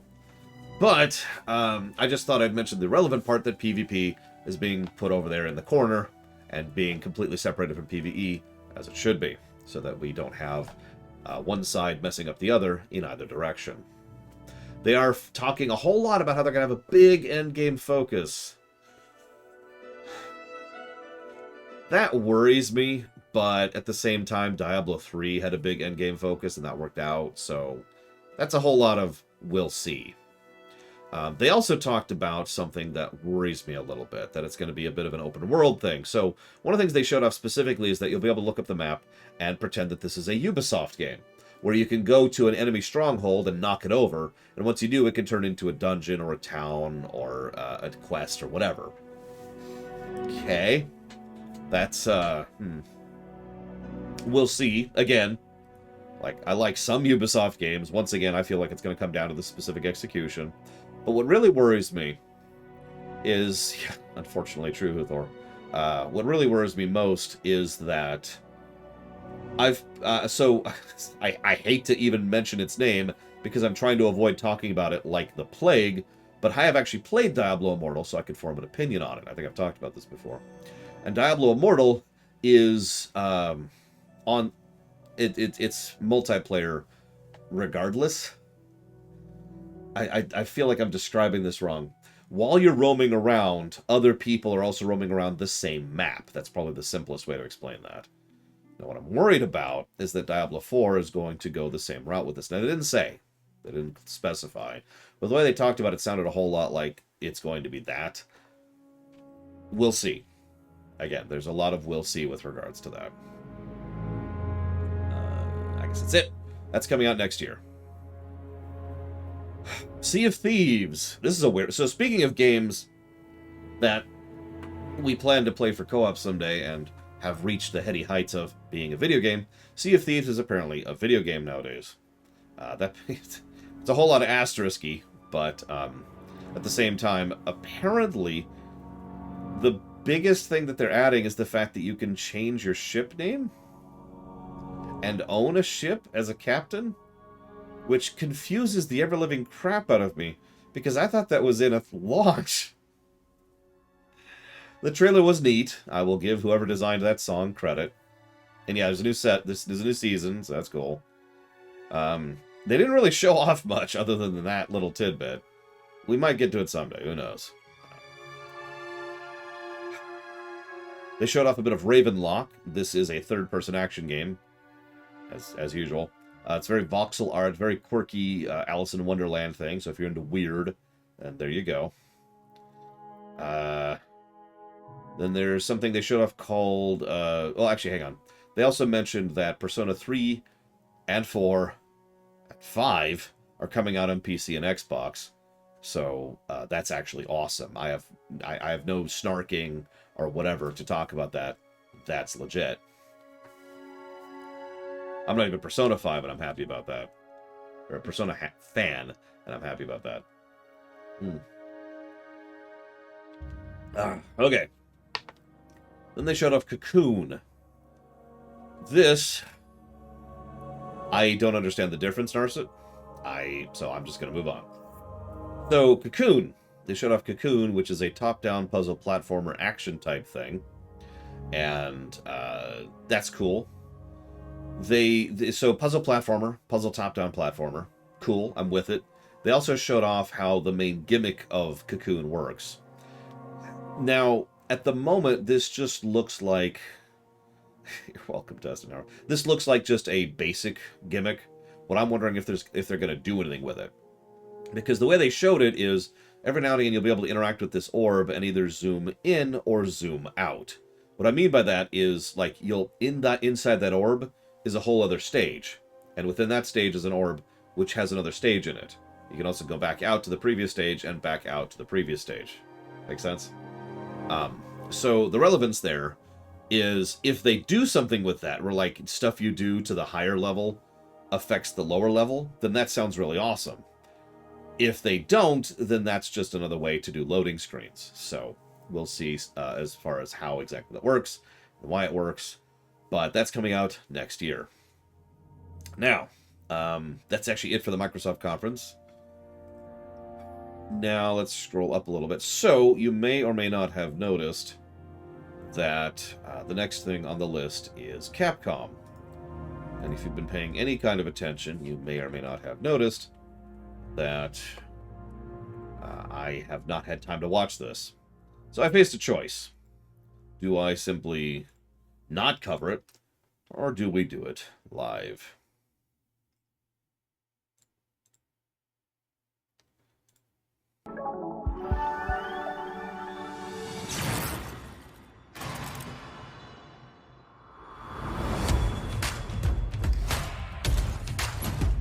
we're gonna skip all of this nonsense because nobody cares. Nobody cares. Let's take a look. We're gonna skip the. We're gonna trim the fat today. I got other stuff to do. So this is probably Monster Hunter. And I'm wrong? I have no idea what this is. Oh, sorry, world premiere. I mean, it looks like Monster Hunter. I mean, we know Capcom has been pushing Monster Hunter too much lately. Mostly because of the fact that Monster Hunter is their best-selling series. Or, more accurately, their series that makes the most money. How's the volume, by the way? Whoa! A turf war! What now? He's up to something! Let's go for a ride! Interesting.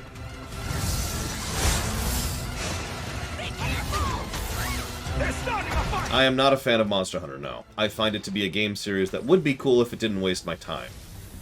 I know, the argument is, the wasting your time is the point of the game. And that's entirely valid. But that just makes it not for me. Still got that fire inside you, old galleus. You do as well, good elder. What do you say? Full steam ahead. So yeah, I have negative interest in Monster Hunter as a result of the time-wasting mechanics.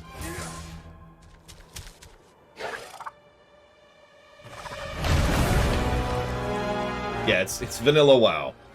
Cool, but whatever.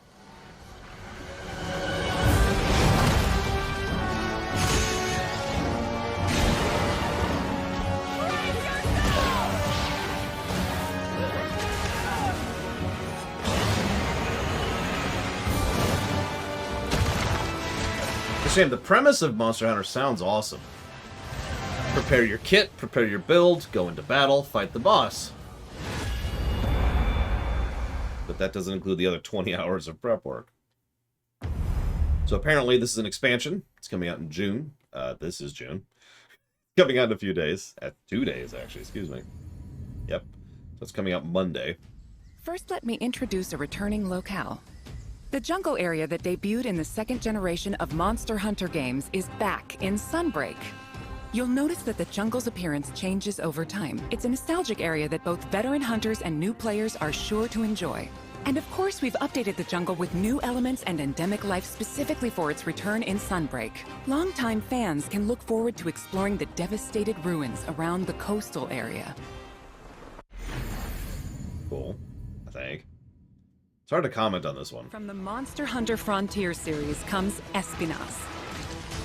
Espinas means thorns in Spanish.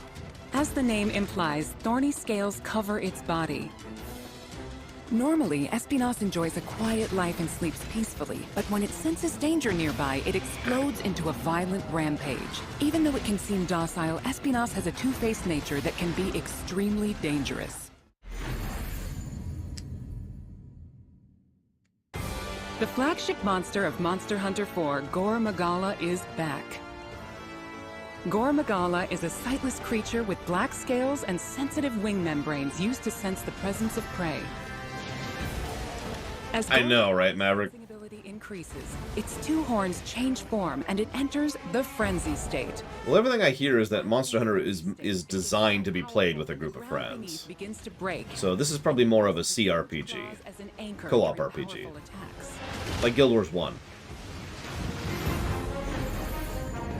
Although, I'm not sure how much I agree with the idea of calling Monster Hunter an RPG, but everyone else does, so whatever. Pyroraknakadaki subspecies, which adds explosive elements, makes its fiery debut.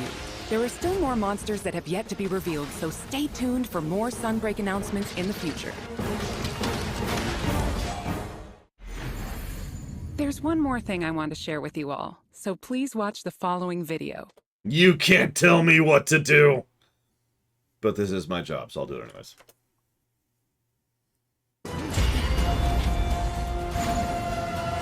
Hey, there's a demo. By the way, did you notice there's a lot of demos? I meant to keep track of how many of the games I was mentioning have demos, but it's a lot of them. Can I just say I'm hugely in favor of that? Like, I want the age of demos to come back. I really do. I know that's selfish because that puts more work on the developers, but it's such a good thing for us, the customers. I cannot help but be in favor of it.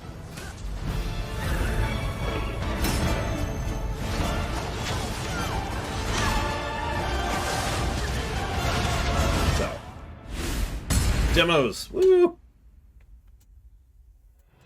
A free demo for Monster Hunter Rise Sunbreak Which is available coming now. to both Nintendo Switch and Steam. The demo will be available to download as shown.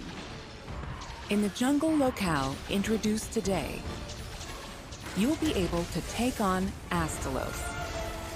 The new Switch skill swap system as well as new Silkbind attacks will be available for play. We'll have a few tutorial quests available for new players that will teach you the basic mechanics and moves. Me too, Jesse's Mess. He used to do that all the time. I got introduced to a lot of games through demo discs. Or like the CDs they'd put with magazines. An advanced quest will also be available, where you can take on an extra challenging version of Sunbreak's flagship monster, Malzeno. Yeah, PC gamer or electronic gaming. 4 players, and there's no limit to the number of times you can attempt quests. Get an early taste of Sunbreak action with this. Yeah, Computer Gaming World does it another from one. the Nintendo eShop and Steam store page. Also, we would like for you to keep 2 things in mind when purchasing Monster Hunter Rise Sunbreak. First, give us all your money! You'll be able to enjoy all the added contents. Interesting.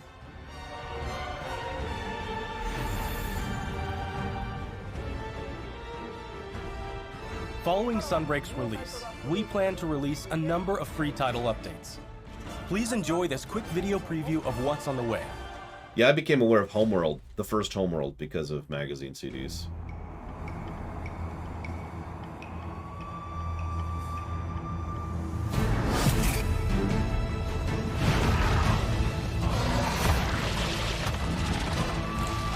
I don't know, I guess they're okay as act out.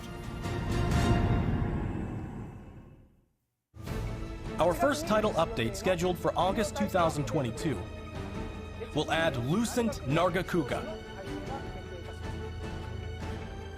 This monster will be a part of the first free title update to come to Sunbreak post-launch. I mean... In addition to the Lucent Nargacuga, we're also adding a new area, the iconic Forlorn Arena. With future title updates, we plan on including additional monsters, variants, and more. Our title update release schedule is as follows. The second title update is planned for a fall 2022 release. The third title update will come in winter 2022. And there's more to come in 2020. Oh, that was it. Some of you may remember the way I got back into the Dragon Quest series was because of the Dragon Quest VIII, the FF12 demo that came in Dragon Quest VIII. So I picked up Dragon Quest VIII, or rather my friend did. Like, well, might as well play the game now that we got it. Monster Hunter Rise Sunbreak will be released worldwide on June 30th, 2022.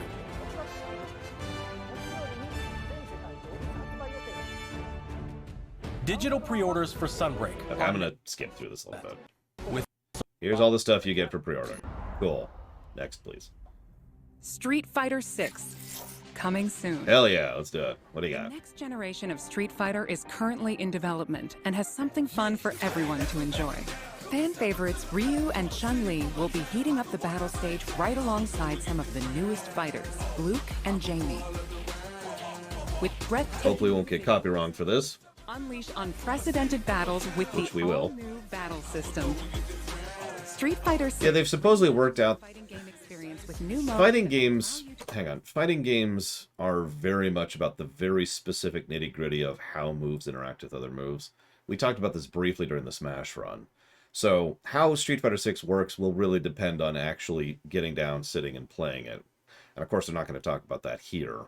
But I mention it because one thing they keep talking about, and she just mentioned it, is that they are changing the fundamentals of the fighting system from 5. So we'll see what we think of that. to experience the Street Fighter universe. What awaits you in this game? Look forward to our next announcement And that's later coming this out year. next year. So, woo. Celebrating the 35th anniversary of the Street Fighter franchise, the Capcom Fighting Collection will be released later this month. Included is the first ever release of Red Earth outside of arcades, Huh. Hyper Street Fighter 2, 5 Darkstalkers titles, and more. 10 of the best fighting games from the arcade era are included in one package. Interesting. I might pick that up. All of the titles included will be playable online. So play a match against your friends, or fight online against new challengers. Enjoy a full range of online matches. Capcom Fighting Collection will launch on June 24th, 2022. A week from now. Pre-orders are available now. Oh yeah, Capcom used to own the arcades for a bit there. Play the games you loved again. Capcom Arcade Stadium has expanded. Oh, we actually just talked about this. Capcom Arcade Second Stadium. Speaking of. July 22nd, 2022. Saturday Night Slam Masters. Magic Sword. Black Tiger. Jeez. Eco Fighters, and more. Combined for a total of 32 arcade titles. In addition to a bundle that features all 32 titles, each title is available for individual purchase and features, with lots of quality of life options. There's a rewind feature, which Capcom's been good about adding to their ports. Players will receive Sun for free when downloading the base game. The bundle featuring all 32 That's available titles 4 days from now. Oh no, sorry, a month and 4 days from now. Sorry, wrong month. Is a bonus for pre-ordering. And yeah, there's Power Fighters. Get the Capcom Arcade Stadium title, Street Fighter II: The World Warrior. Free Oh, yeah. for a The limited original time. Street Fighter 2. We hope you try out the Capcom Arcade Stadium as well.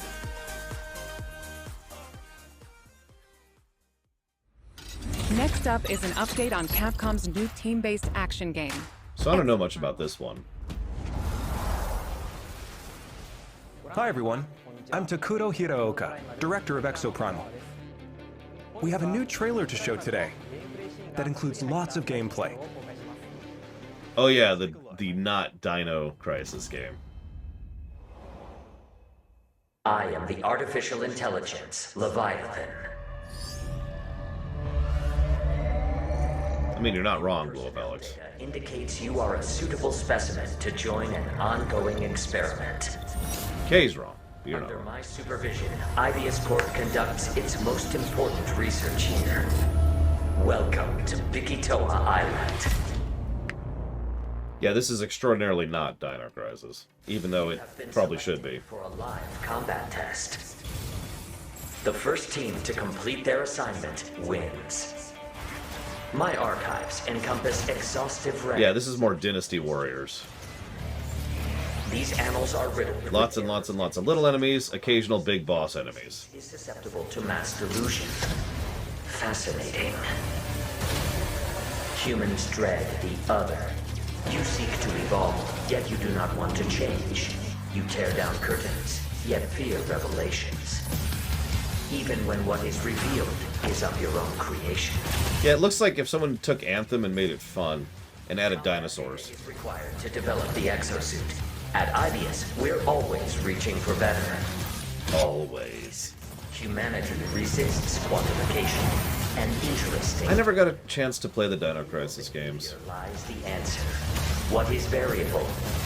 And then the series died. Humans. Fight and die for me. Sure thing, ominous voice in the sky. Module online.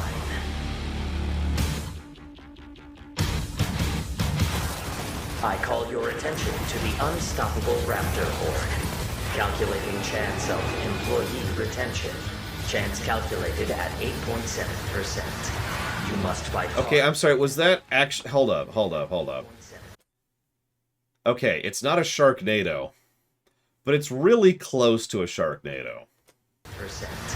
You must fight harder than ever if you wish to survive. Oof. More grueling combat. Maybe I shouldn't play it, Blue Alex. You will now witness a small fragment of the war game. You need to keep fighting until we can figure out how to destroy the bond.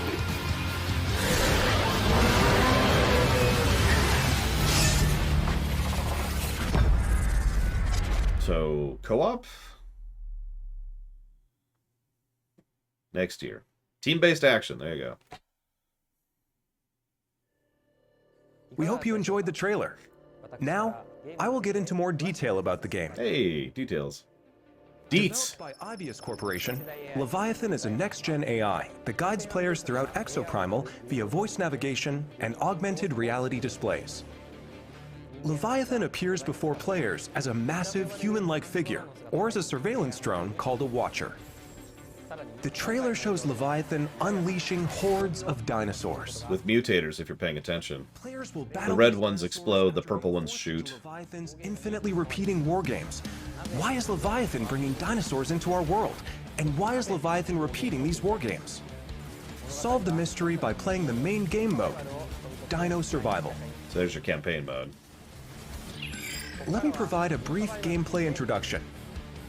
Exoprimal. Yeah, would you like to fight dinosaurs in a giant mech? Here you go. Dino Survival. 2 squads of 5 race to complete objectives. I know we're not in a giant Teams mech. must follow Leviathan's directives and complete the mission before their rivals to win. These directives will feature a dynamic mix of missions. In fact, we just saw some in the latest trailer. There's Dinosaur Cull, where teams must eliminate a specific dinosaur.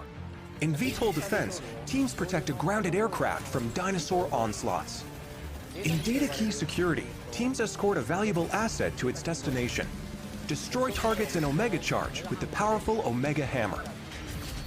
In Energy Taker, teams compete to collect the most energy. You also saw a glimpse of a strange and terrifying creature known as a Neo-Tyrannosaurus.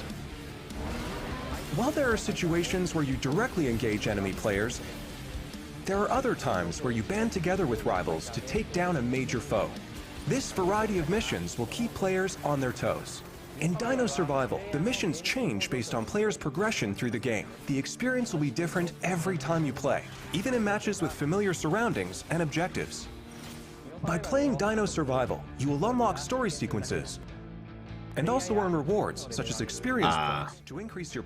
So in case you missed that, this is something I'm not actually hugely a fan of. Several games have tried to do this for several years now. You go to do effectively random matches, and periodically you unlock a cutscene. I get the idea.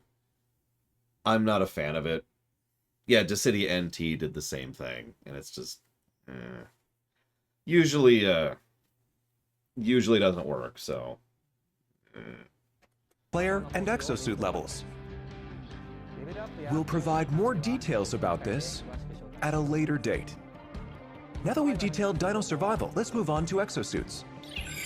I do like exosuits. New exosuits today. Barrage is an assault role exosuit. It uses explosives to set areas ablaze and bombards enemies with ricochet grenades. Vigilant is also an assault role exosuit. It wields a destructive railgun to snipe from long range. We have even more exosuits to share with you in the future, so look forward to upcoming announcements. We have one last announcement for today. Microtransactions! No, wouldn't that be funny? Like, they just announce microtransactions. Welcome to my research facility. We're conducting a closed network test for Exoprimal. Players will be able to try the game ahead of release. Help us test the game's online infrastructure and make improvements ahead of launch. Sign up to participate today. Dino mode. I mean, if you could play as that Neo T-Rex. Dino Survival before the game's launch next year. We look forward to having you Oh, join me in. too, Blow Off Alex. Screw NFTs so hard. That's And all for crypto today. while we're on the subject. We plan to release Exoprimal in 2023. Also, what's MMPR? I'm sorry, I don't Until know the then. acronym. Keep an eye on our website and social media. Thank you for watching. Okay, I'm gonna skip forward a little bit. A message about Dragon's Dogma. So, Power Rangers. Yeah, that would be legit, like a really good modern Power Rangers game. So hold up. How many of you in chat are one of that group of people that consider yourselves big fans of Dragon's Dogma? I don't intend any of that as a negative. Like, I'm a big fan of Mega Man, for example, right? But Mega Man's a niche game, or a niche market, rather. So, you know, I tend to get really hyped when something Mega Man actually comes out. But I have heard so many... When I was streaming while this conference was going live, people kept bouncing in and be like, dude, Dragon's Dogma. It was like the only thing anybody was talking about was Dragon's Dogma. And a whole lot of people on my comment section and in Discord as well tend to be rather pro Dragon's Dogma. So I've noticed it's got that, you know, it's the niche crowd, right? Pretty same as anything. I was just curious because apparently a lot of people are excited about whatever we're about to talk about. Which recently celebrated its 10th anniversary. It's been 10 years since that game came out. Damn.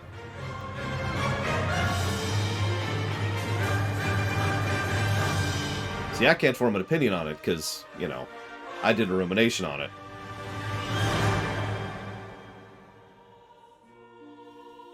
Hi everyone, I'm Hideaki Itsuno, game director at Capcom. Yeah, cult classic status. Celebrated the 10th anniversary of Dragon's Dogma. Thanks to all of you for joining us in this celebration. The world of Dragon's Dogma. That guy already has more charisma than Jeff Keighley does in his entire conference, I'm just saying. Ranging from games such as Dragon's Dogma and the Dark Arisen expansion, to digital comics and a Netflix original animated series. In the coming days, we will be releasing a video celebrating 10 years. What, Diesel Edge? Talking Studio about of Keighley how on camera. and what Dragon's Dogma came to be. So whether you're a longtime fan or just curious about the series, we'll have something for you to enjoy. We hope you check it out. Once again, thank you all so much.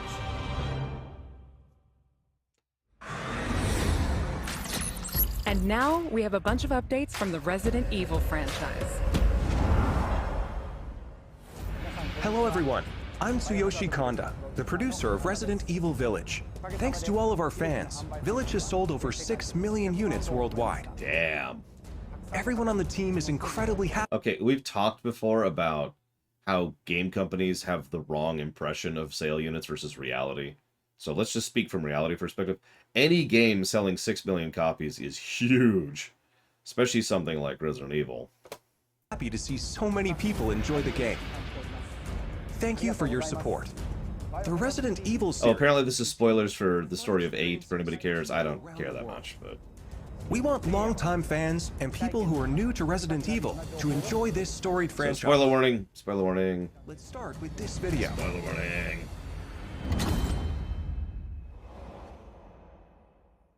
Apparently it's also spoilers for 7. That's cool.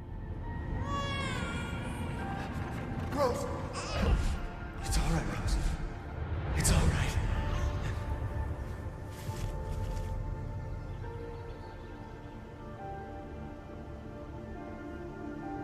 I'm guessing this is the expansion I've heard mention of. Things even Chris doesn't know I can do. I want to live a normal life. Well, Mega Man 11 is one of their best-selling Mega Man games of all time, and they apparently considered that not successful, so make of that what you will. Ew, something just moved on her hand. Shut up! I'd have to look it up. Give me a sec. What's going on?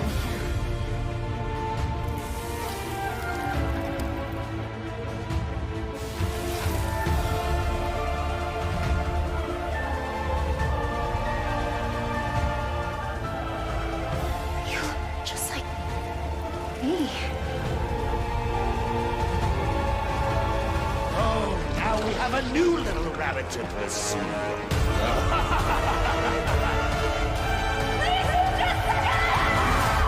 1.4 million, supposedly.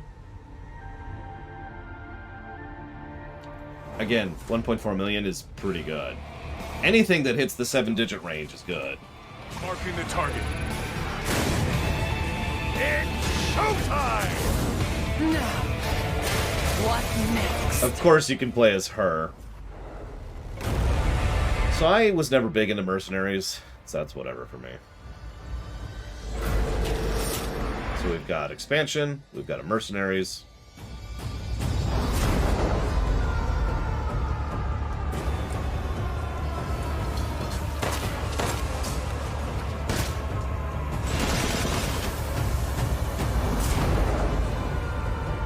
And I know what this is. There's a gold edition? which adds third-person mode, apparently. And I don't know what else, but October. Sorry to keep you waiting. We're happy to reveal the DLC for Resident Evil Village we promised last June. We think this new experience will be worth the wait. The question bot isn't up, Pika, but it's on the list. 3 major features. First, the third-person mode. Okay. Many people asked for this, and we were able to add it into the game. Now, you'll be able to see Ethan as he desperately fights for survival. Players that have already experienced Ethan's journey can enjoy the new perspective and animation. I mean, okay, credit where credit is due. Adding a third-person mode is a lot more work than it sounds like, because that's a lot of animations you have to build. Focus has been put on the exhilarating feeling of defeating relentless hordes of enemies. New stages are included, as well as additional characters, such as Chris Redfield and Heisenberg. Of course, Lady Dimitrescu will be there too. We've really fueled this mode up. Enjoy looking down on your foes from over 9 feet above, as Lady Dimitrescu slashes her enemies aside. Jesus, look how much noticeably taller she is. That's funny. Is one you've surely been waiting for. An additional story, Shadows of Rose. Today, let me introduce just a bit of this story. Rose, the beloved daughter of the main protagonist Ethan, is now a grown-up main character in this new story mode. Oh, so this is a while later. The main story of Village, you can experience Rose's struggles with the terrifying powers she was born with. To break free of the curse of her powers, she enters the consciousness of the Megamycete. The what? There, she meets a girl who looks just like her. In this mysterious realm of consciousness, time and space is warped beyond recognition. Rose is guided by a being who calls himself Michael, who might be of assistance with removing her powers. Shadows of Rose is set completely in a third-person perspective. In the realm of consciousness, you won't only face creatures, but the world itself seems to be attacking you. Enjoy the horror of the world itself being your greatest enemy. That's just real life. How will Rose find freedom from her mysterious powers? The DLC for Resident Evil Village Winter's Expansion includes all 3 of these major additions. In addition, Resident Evil Village Gold Edition, a bundle of Winter's Expansion with the base game, will be released simultaneously. The release date is planned for October 28th, 2022. Hi, Sean. Resident Evil RE-Verse will also begin service on the same date, October 28th, 2022. You apparently play as Nemesis in that one, too. You are looking forward to it. I am not. How did you like that? Also, as already announced, we are working on making the main story of Village available on Mac, so that even more people can enjoy Resident Evil. In addition, the main story of Village is planned to be playable on PlayStation VR 2. We're working hard on bringing you the ultimate immersive experience worthy of next gen in Resident Evil Village. So look forward to future announcements. Up next, a game that was announced just a few days ago.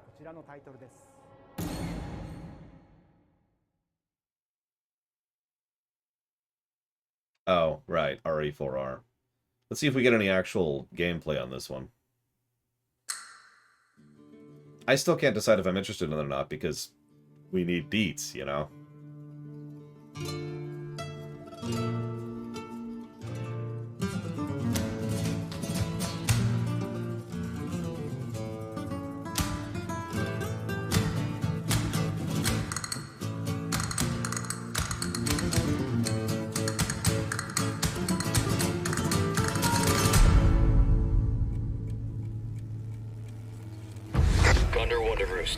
I've located Baby Eagle.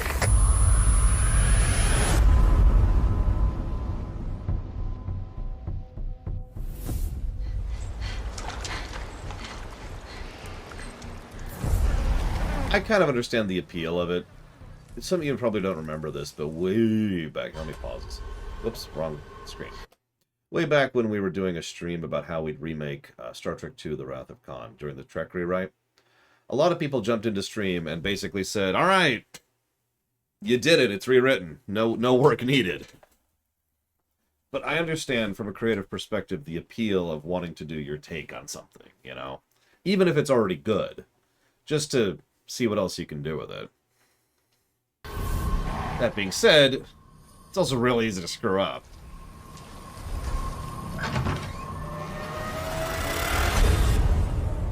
Guess you, me, picked the wrong spot to vacation. You notice I didn't even mention it, Melkor.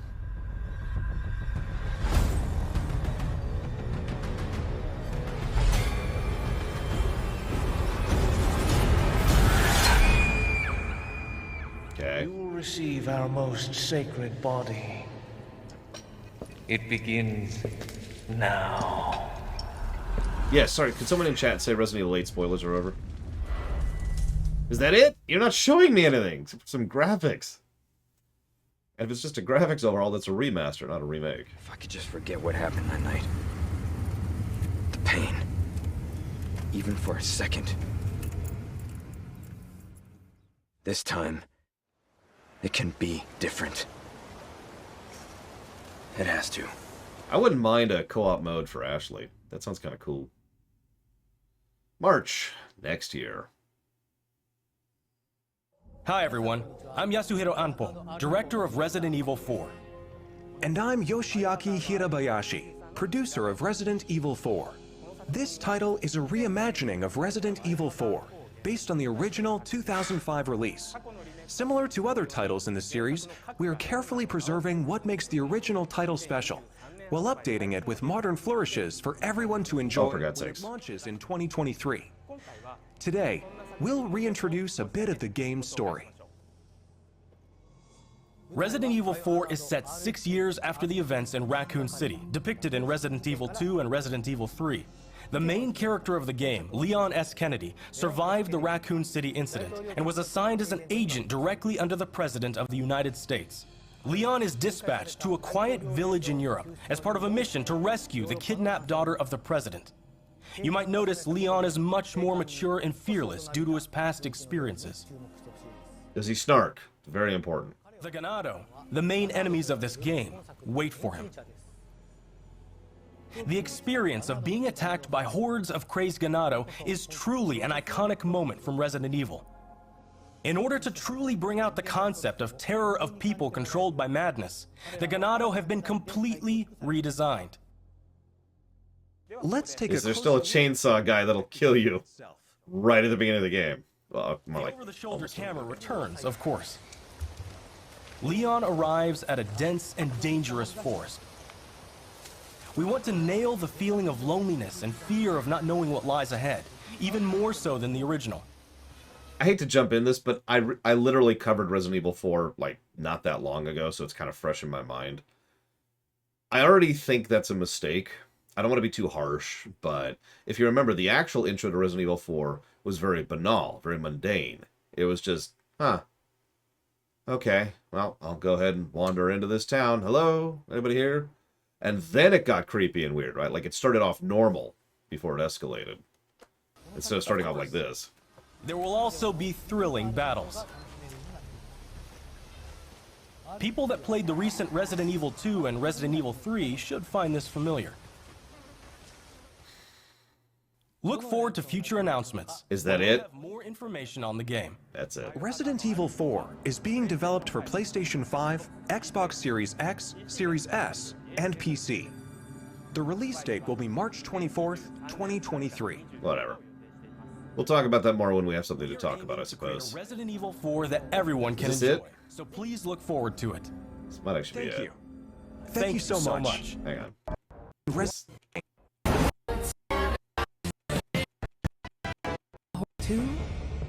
E-Engine return with current gen features including support for 4K, high frame rate, and ray tracing, as well as 3D released today. Okay, that's cool, but okay, so yay, RE2R and RE3R are coming out of PS5 and Xbox S's. Cool.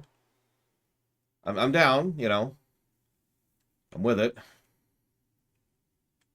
Is that it? That is it for that. And that's it. Okay, so that's Capcom. Shrug? let's go ahead and move on to the next one, shall we? Which will be shorter. This is the Square one. Oh, I loved RE2R, Zach Taft. Actually loved. I was super into that. Hated RE3R. We'll see what we think of RE4R. So, Square. Turn the volume down. That's in place. There we go.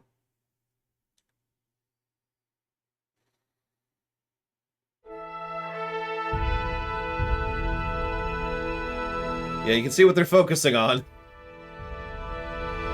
This is another one of those things where a bunch of people jumped into chat to be like, hey! And I'm like, I haven't seen it yet. I haven't seen it yet. We'll see what they do. We'll see about specifics. I know we got a release date for FF7R2. Which, of course, you know, is already on the books. Not funded. We'll see how that goes when we get closer to it. Who knows? I might be streaming less by then.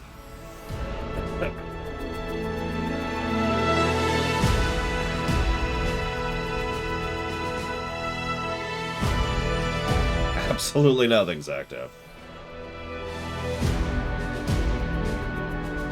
So we saw Crisis Core, FF7, Crisis Core, and Dirge of Cerberus.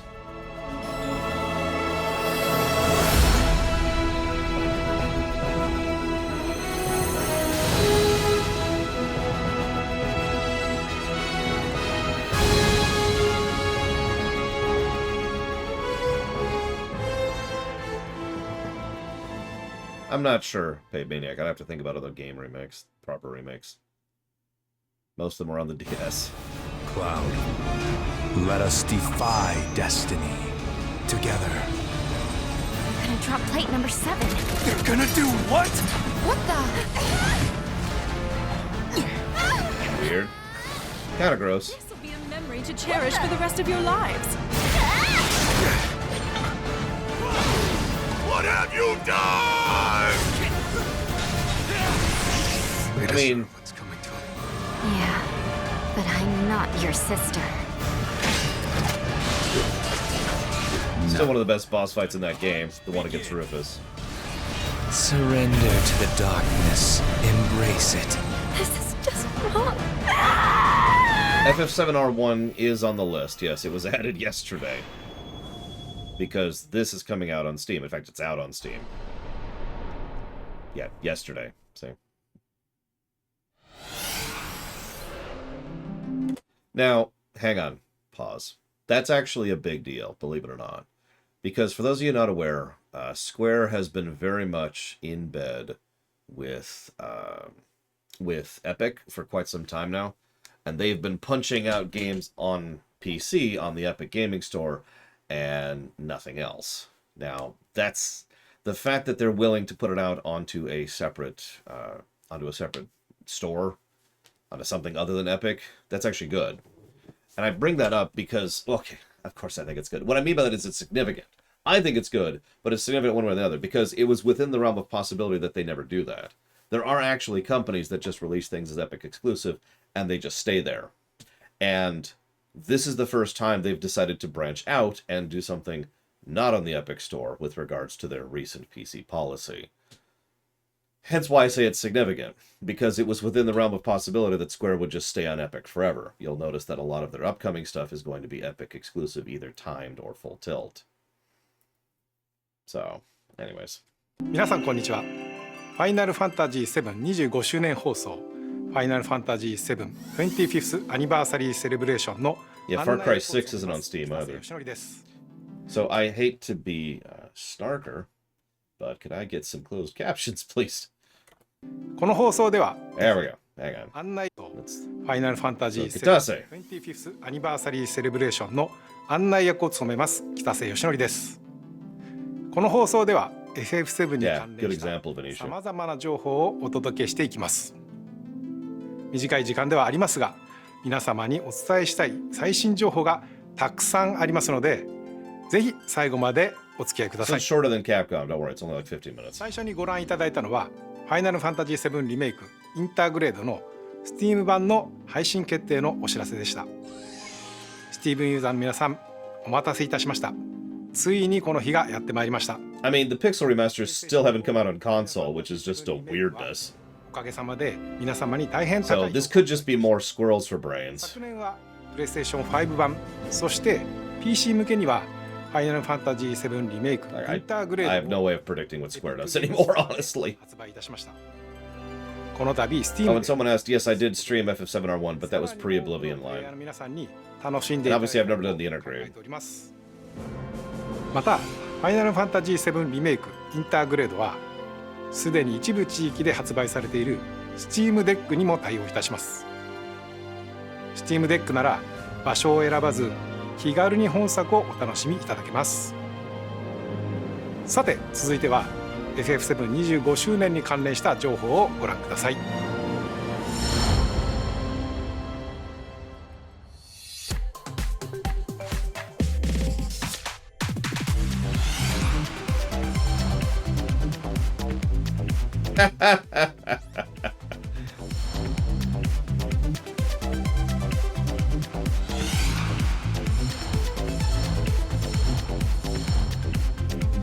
God, those are so expensive. You ever looked into Play Arts Kai figurines?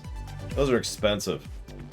I mean, I guess they're high quality. I don't know, but I am super not buying that clock, no.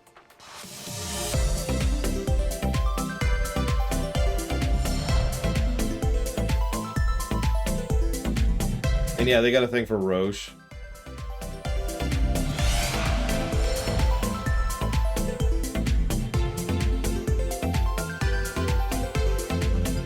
Gotta have the Shinra Ming. Get Turk mode engaged.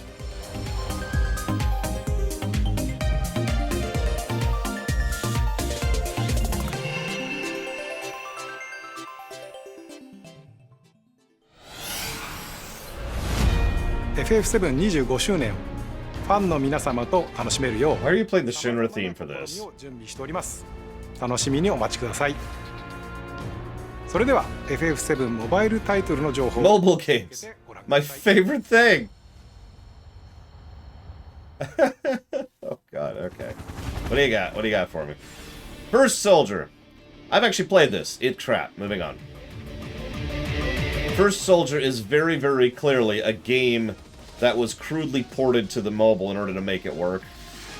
And plays like ass, to put it as nicely as I can.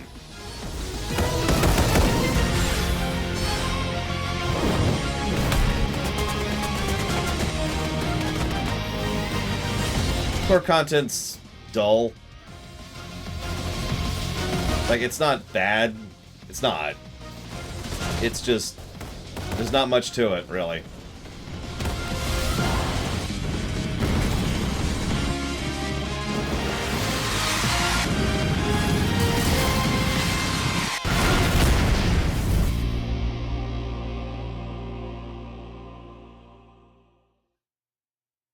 Oh, the concept's cool. I wish it would come out as an actual video game.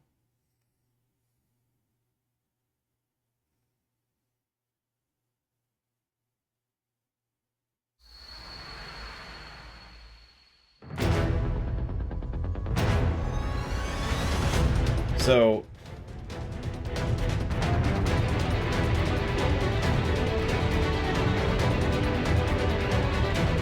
I'm just confused by this.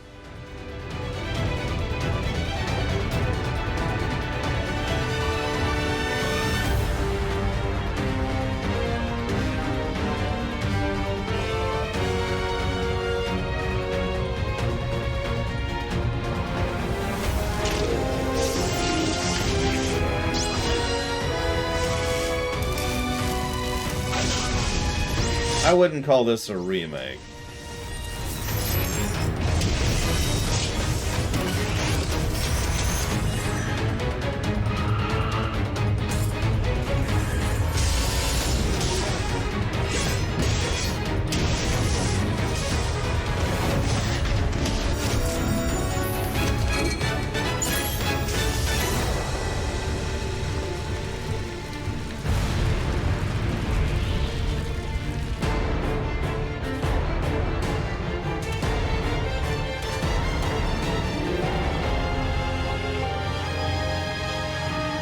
You'll notice the dialogue is 100% the same, which is not good.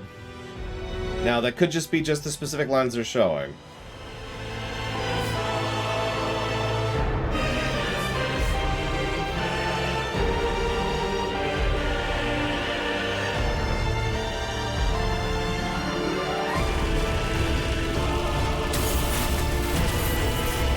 They already showed Gact earlier.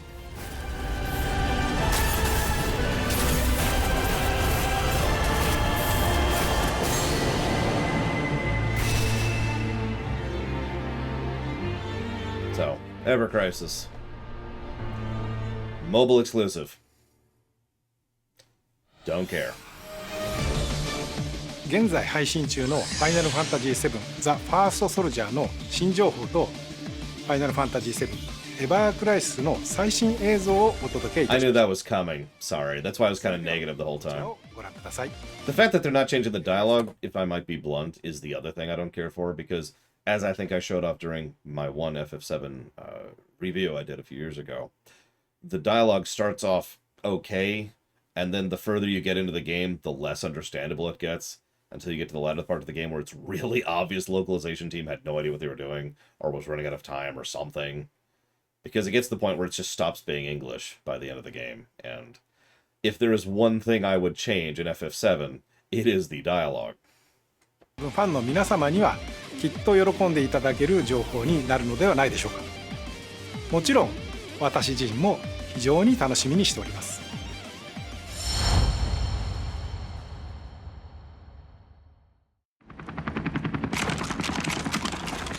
Boy, oh boy.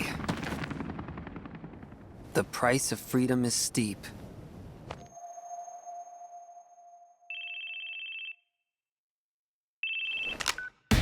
Zach speaking. Making progress, Zach? And Gio. I can cut loose, right? Within reason. It's showtime!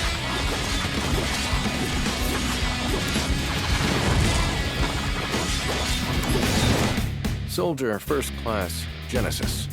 A month ago, he went missing during a mission in Wutai. You know, I've never actually seen you use that. Don't you think it's sort of a waste? Use brings about wear, tear, and rust, and that's a real waste. That's stupid, actually, but Angeal's a moron, so that doesn't surprise me.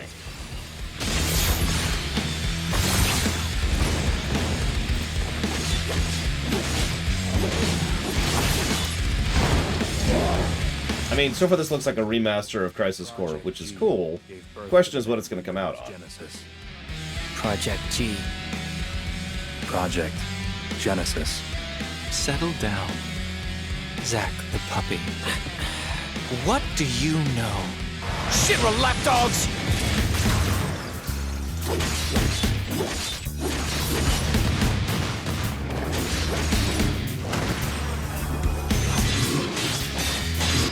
Yeah, probably Chaluda. Crisis Core is a very mixed bag, though. Heaven? I can't even call it good, bad, or in between. It's just all over the place, really. By the way, what is your dream? To become first? Shut up, Lazard. Is it? No, to become a hero. Ah, good. Unattainable dreams are the best kind. Embrace your dreams. And whatever happens, protect your honor. As soldier! I like how they showed the last scene in the entire game.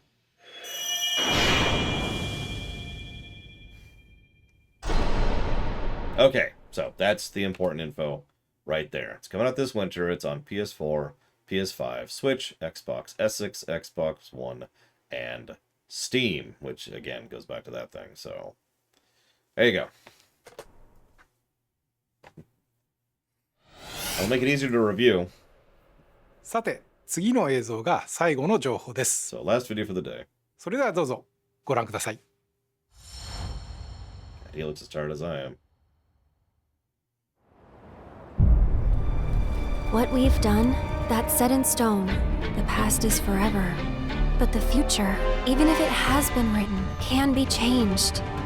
So focus on the future, not the past. Yeah, this is going to be FF7 R2. Finish what he started. So there's Nibelheim. He wants to reclaim his birthright and rule over the planet with Genova at his side. The calm flashback sequence. I saw you lying there. I figured it was too late. Wait, what are you implying? That I died? I'm not sure, Ventures. That I'm some kind of imposter?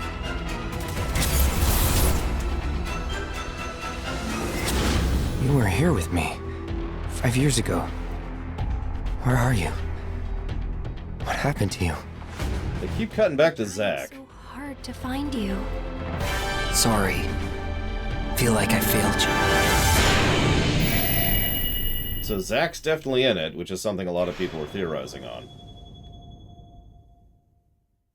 And they are including and it's PS5 initially exclusive. Fresh reminder, I don't own a PS5. ファイナルファンタジー7リメイクプロジェクトの Third one's gonna be called Reunion. ファイナルファンタジー7 Guaranteed. リバースを発表させていただきました。現在チーム一丸となって鋭意制作 Think 中 about で it. す。 Remake, Rebirth, Reunion. そしてリメイクプロジェクトの発表時から複数作にわたって展開することをお伝えしておりましたが、ファイナルファンタジー7リメイク、ファイナルファンタジー7リバース、そしてその先のもう一作の全3部作で完結することをお知らせいたします。まずはファイナルファンタジー7リバースを Ever Crisis is a mobile game, Trihexia. Mobile games are automatically vetoed. 完結まで It's one of the very few things left on the banned list. 25周年もそれ以降も皆様にお楽しみいただけるようチーム一同尽力してまいります。本日はお付き合いいただきましてありがとうございました。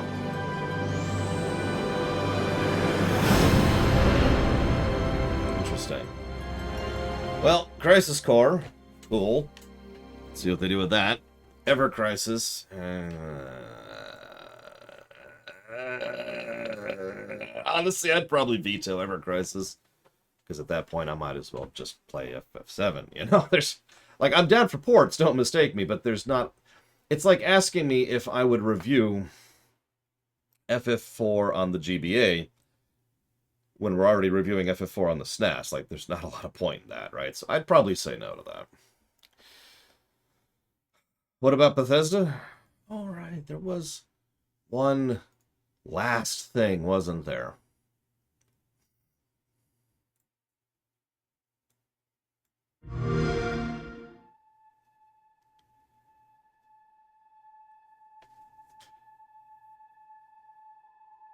The wonder is not that the field of stars is so vast, but that man has measured it.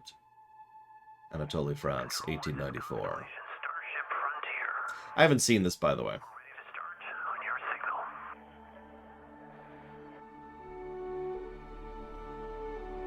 This was actually part of the Bethesda conference, or excuse me, the Microsoft conference, but I specifically decided to watch this one live because I was running out of time. Let me make sure we're... Yep, okay, cool. Before we see this, I'd probably buy this game and play it regardless. Now, you're probably thinking, Lore! Hear me out for a second, okay? I don't think Bethesda has put out... Bethesda's core development team, so the team, has put out a bad game since Daggerfall. Morrowind, for all its flaws, is a good game. So is Oblivion, so is Fallout 3, so is Fallout 4. Now, so my point being that while their level of quality is certainly variable and has gone up and down over the years, I'm still at least on board with the staff being able to put out a game that is enjoyable, right? Point number one. Point number two, everything from every interview, from everything that has ever been, has all indicated that this is a passion project. And if there's one thing I have said many times, passion projects tend to be better. We just saw this yesterday with Valiant Hearts, which was a passion project and was awesome. So, I have more faith that Starfield will be good than I do Elder Scrolls 6, to put it into simplistic terms. The third and final reason, I'm just kind of curious. I expect something kind of like Outer Worlds, but I liked Outer Worlds, so I'm fine with that. So, I just wanted to share all of that. And you can hate me for that, you can bash me for that, and that's fine. I deserve it. But that is my honest opinion. Regardless of the show, this is a game I would buy. My greatest fear is that it will be dull. Because I don't think it'll be bad. But it might be dull. So, we'll see. So let's see what they show us today.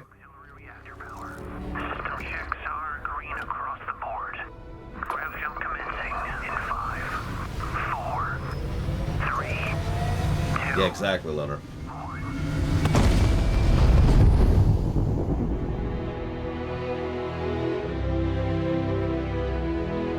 Only if I'm paid to, Pika. I have no interest personally. It's hard to express how excited all of us at Bethesda are to be here with you today. We're so grateful you're spending the time, and we know you've waited a long time to finally see Starfield. Hang on, I hate to pause this. I've been going without water for like half an hour now. Let me get some water really quick. I'll be right back. I'll be right back.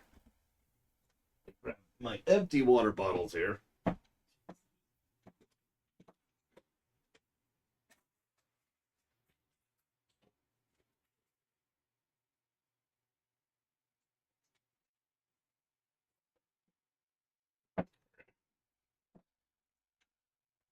Sorry about that. Sorry about that.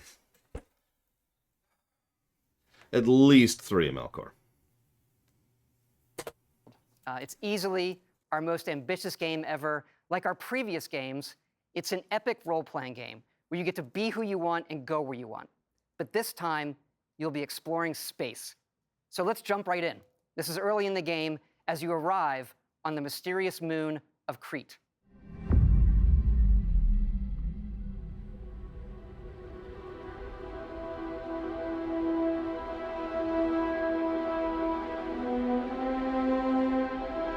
$23.30. In case you couldn't read that.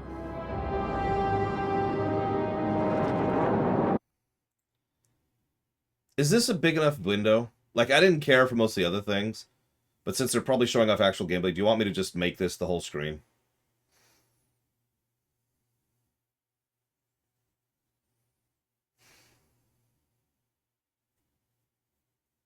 Okay. Just wanted to check.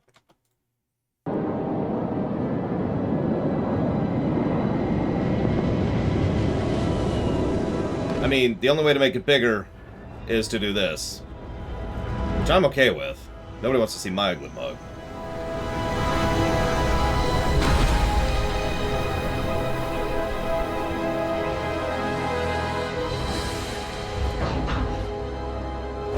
Hold up. Interesting. Never a casual. Right here. How about this? We'll make it slightly bigger. You can see half of me. No, hang on. Scroll over there. There's really no making it bigger without getting in the way of something. So, you know me, I like to look at HUDs. We've got a basic Fallout health indicator, ammo, grenade indicator, and of course we have an oxygen and CO2 meter. Now, anybody who's played Borderlands pre-sequel knows that sometimes ideas aren't good in execution, even though they're a good idea. So we'll see what they do with that oxygen counter.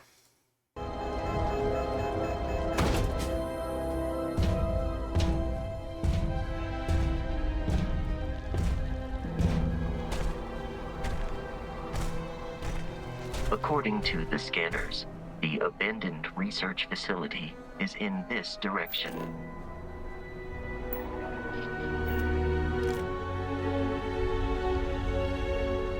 It does look very Fallout, although that makes sense. I believe it's the same engine. Or the next iteration of the engine.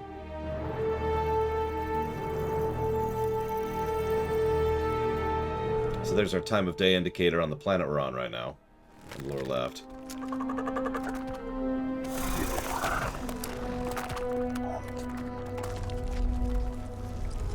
And an objective marker if you're paying attention.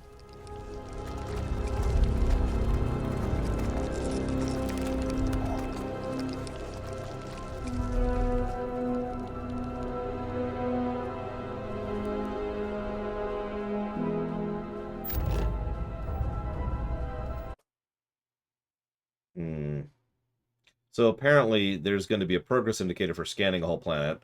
That's the first thing that's really made me think of No Man's Sky, because there's a similar thing in No Man's Sky.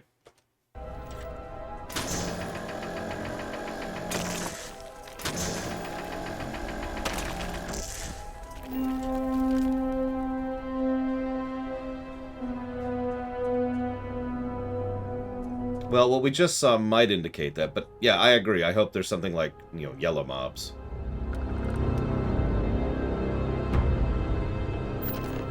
It would appear that pirates of the Crimson Fleet... Hold up. I missed part of that. Interesting. So, some basic information there. But what I find most interesting is that we get things like temperature, which I hope that's more than just, you know, flavor, because temperature might actually matter. So that'd be kind of cool.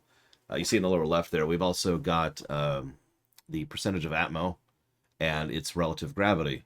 We've also got the ability to scan something and see the outpost, toggle the guide, but most importantly, there's a photo mode. Like, if there's no photo mode, is that even a video game nowadays? It would appear that pirates of the Crimson Fleet are using the facility. Weapon wheel, of course. Sound effects are actually broken. There's that low gravity. Gunplay is going to be Fallout 4. I'm predicting it right now.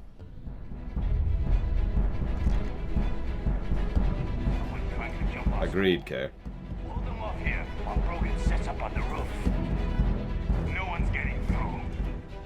They have levels. We've got company. Opening fire. Take that guy down, huh? Yeah, they're doing a lot to show off the lighting here, if you're paying attention.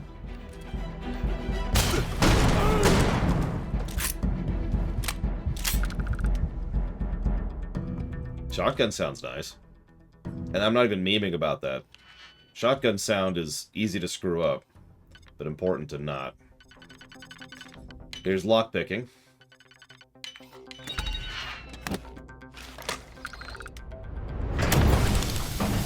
I kind of like that lockpicking, actually. You're gonna pay for that!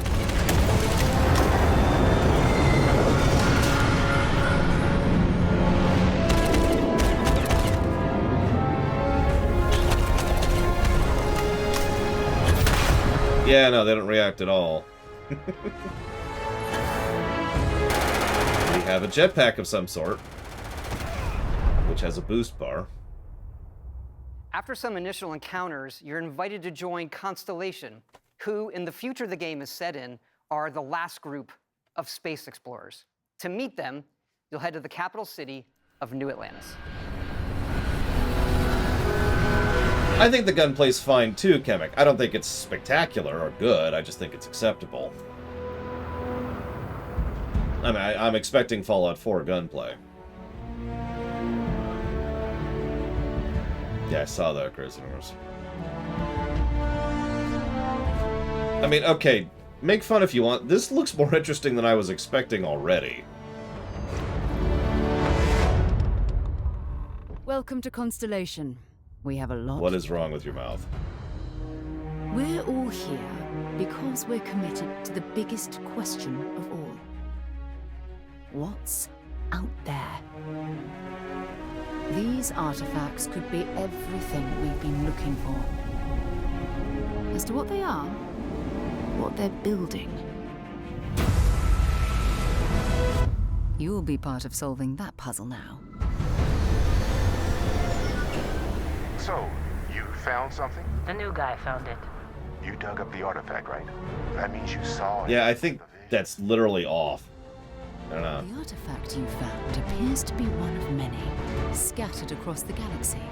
If we can find more... Okay, hold on. Hold on. This is smart. Whoever designed this trailer made a smart decision. I hate to praise that, but we've been seeing a lot of generic trailers today, so forgive me for praising someone for doing something correctly. Check this out. Visions? So, there's what's clearly an outpost. There's clearly defined a range that it's got. Its own little biome is completely separate from everything else. You get the feel That's a colonist. Or a colony, right? Okay, cool. The artifact. Then we have something that looks a little bit more like a mining facility or an industrial structure facility. You found appears to be. The next thing we see is something that's clearly some kind of hotel or apartment complex. Like, whatever we're looking at here is someplace where people have clearly settled. One of many. Then we have Star Wars. I mean, Cyberpunk. I mean, whatever this planet is. I'm not even memeing, though, because that's the vibe that this pulls immediately. This is not someplace that's settled. This is someplace that's been settled for years or decades, right? This is someplace that has that these people has been around long enough that there is such a concept as this kind of industrial city center structure, right? Scattered across the galaxy.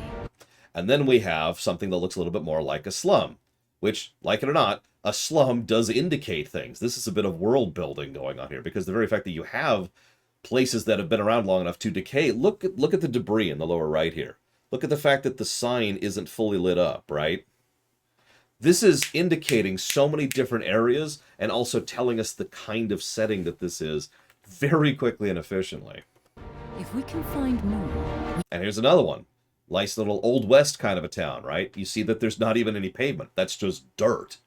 Those are literally wooden structures around us for the most part. There's some metal, of course, metal outlines, and that's a metal structure, and that looks like concrete, but there's wood there and there's wood there too. We can unlock their secrets. Beautiful, isn't it? The man who sold me this told me that it spoke to him. Of course, the settled systems is full of groups with other priorities. That's the Crimson Fleet! Everybody get ready! The fleet doesn't follow the rules. Agree to work for UCC staff. Together, we take down these cutthroat pirates.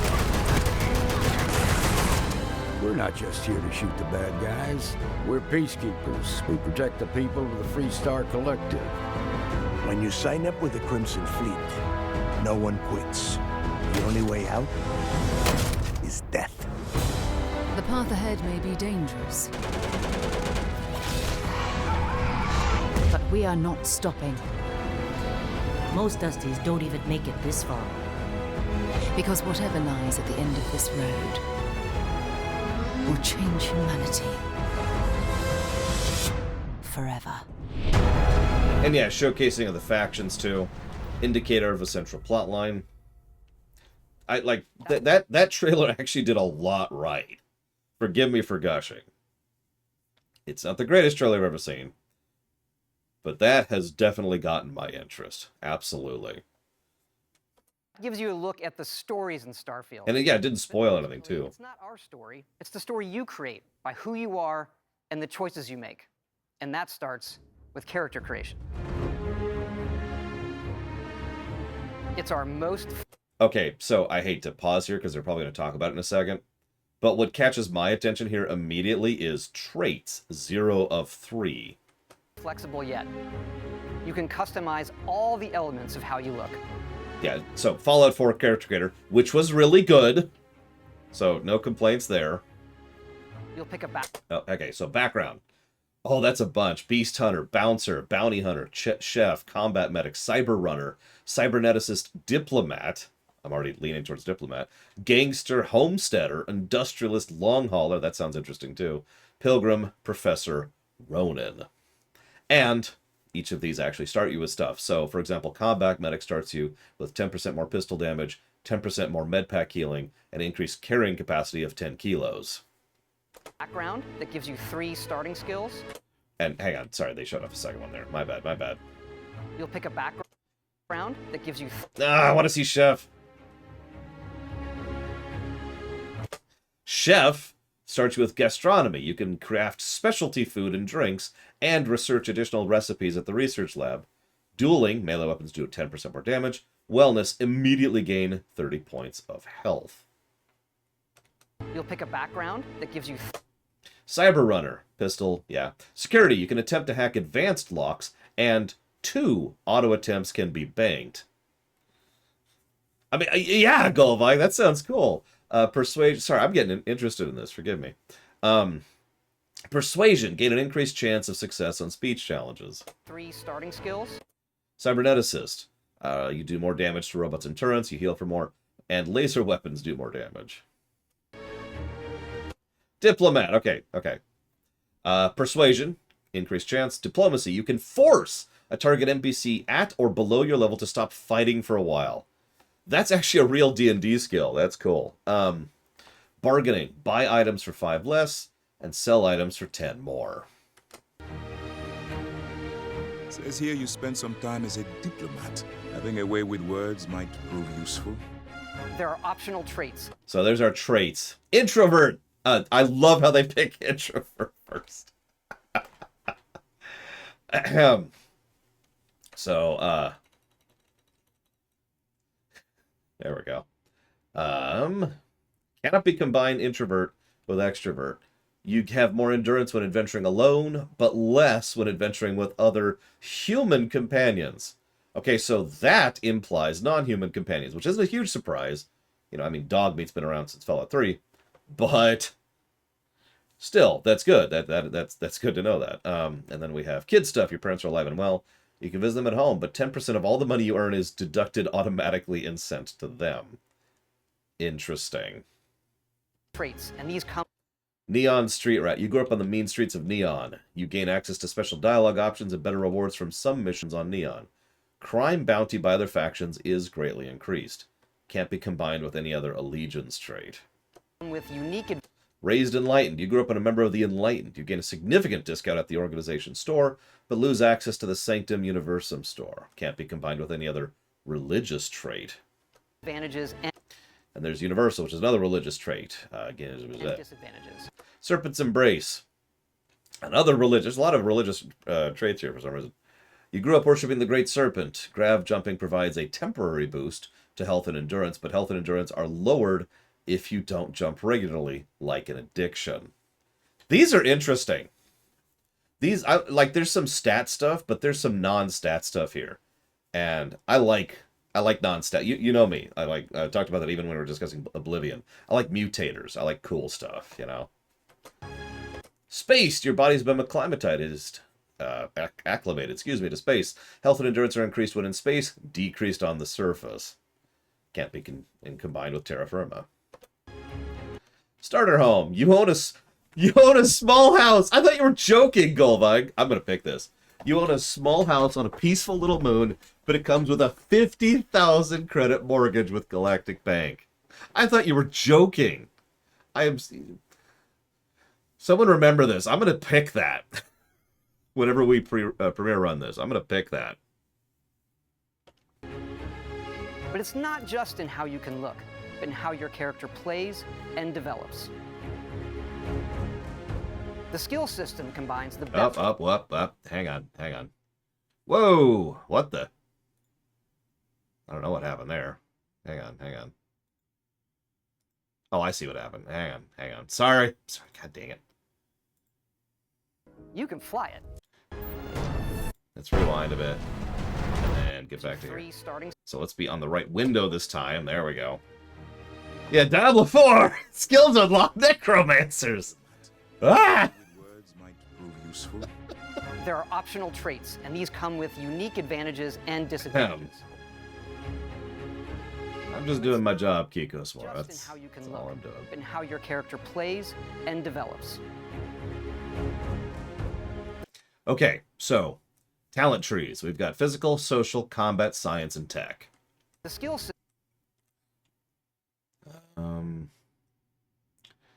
So, for example, scoped weapons are steadier and have less sway.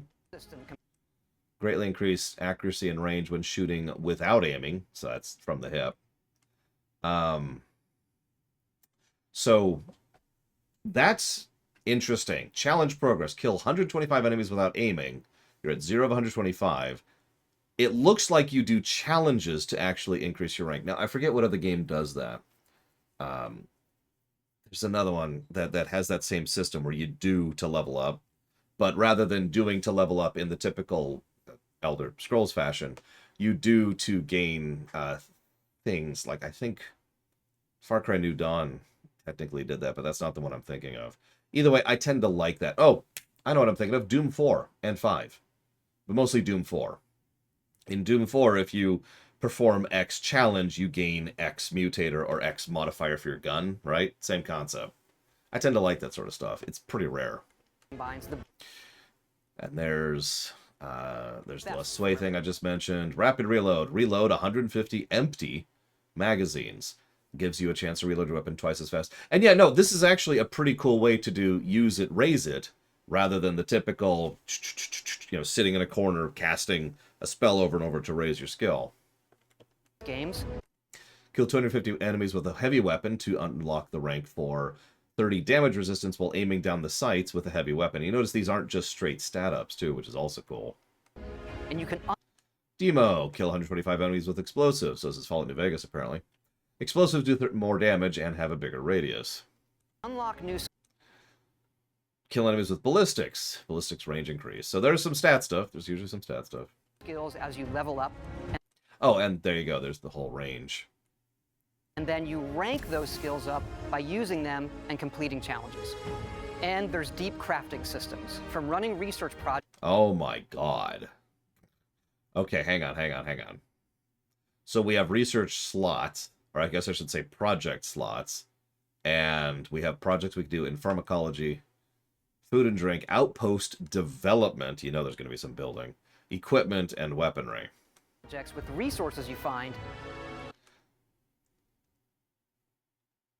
So, this is important for anybody who gives a damn about gun design, because gun modifications is a big frickin' thing, and very few games really delve into that. So let's look at this. What do we got here? So we've got barrel mods, grip mods, optic mods, and muzzle mods. That's relatively basic. Looks like we've got required materials. We've got a specific tree for each one. Looks like there's blocking. I don't know what's blocking. I don't know if you have to unlock that from some other thing. We required skills for a specific research. Yeah, this isn't quite spellcrafting, but this might be the Fallout, the gunplay equivalent of spellcrafting. To crafting weapon mods needed to survive.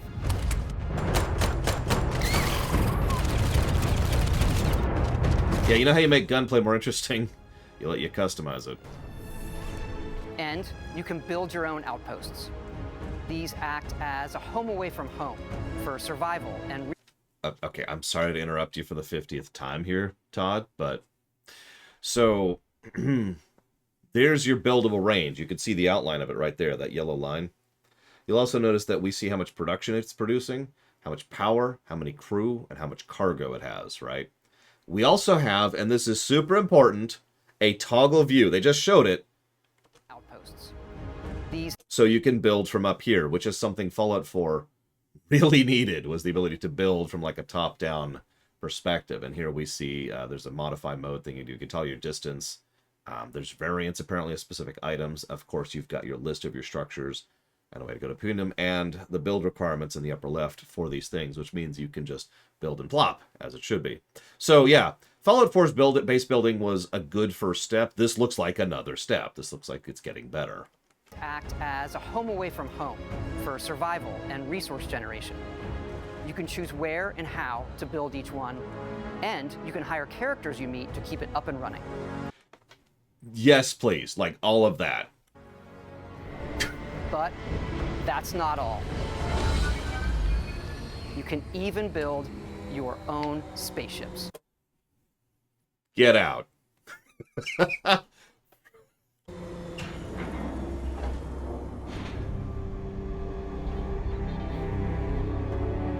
on, what are my limits? It's got to be limits. You can choose crew members.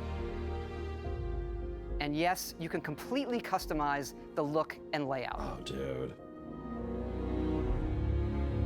There's loads of different modules, ship manufacturers. Hold on. And yes, you can completely... Okay. Cost. Which parts of the ship are taking how much power, the power output, and the power usage. We've got laser damage, ballistic damage, missile damage, hulls, shields, cargo capacity, crew capacity, jump range, that's going to be interesting, mobility for actually flying, top speed, and overall mass. We also have warnings for if anything's screwing up, probably because of the fact that we're doing that right there. Whoops, I missed it. Yeah, you're actually seeing HOIP. Wow, this is the first time I've been HOIPed in a while. So that specific cockpit Adds 60 cargo, 9 health, and 2 crew slots. It costs 10,000 credits. It adds 10 mass. It requires Starship Design Basic. Oh my god. Give me this game. Sorry, I did not mean to hit that hard. The look and layout. Oh my god, so that reduces the cost. Oh no, that increases the cost as we're adding the extra engines. It shows good HUD design. It shows what the change will be as you're previewing the change. So as you can see, as it looks like as we're trying to add a new engine, it shows the additional power ratio that'll change. It shows how much it's going to change the hull, the cargo, and the mobility, as well as the cost. Good HUD design. And there's just a straight up fuel, a helium-3 tank, to which is used in order to provide grab jumps. Yep, cost 12,000, mass of 12. There's loads of different modules, ship manufacturers, and more. I have to say, it's so cool. We just absolutely love this.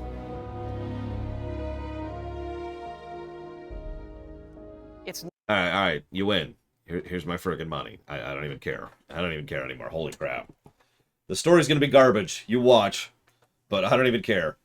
Not just how the ship looks, it's how it performs. From engines to shields to weapon systems. Because yes, you can fly it. Thrusters boosted. Is Starfield on the list? Random question. I hope so, Crazy Norse. I mean, we saw cosmetics just in the coloring. Okay, so there's our shield, there's our hull, there's our power distribution, very TIE Fighter. There's what it looks like outside, so we have an outside camera and a cockpit camera.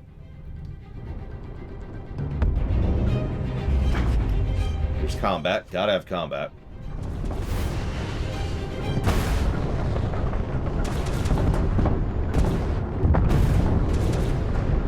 Sort of a showcasing of missiles and of ballistics. Or lasers, rather.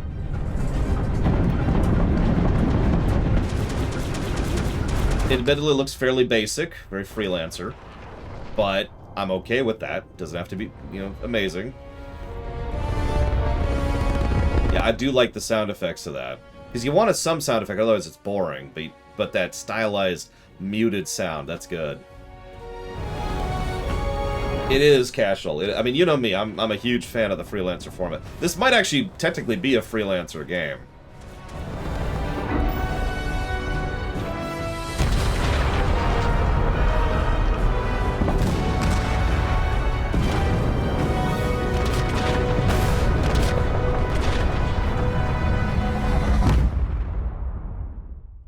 We can't wait for all of you to experience the game.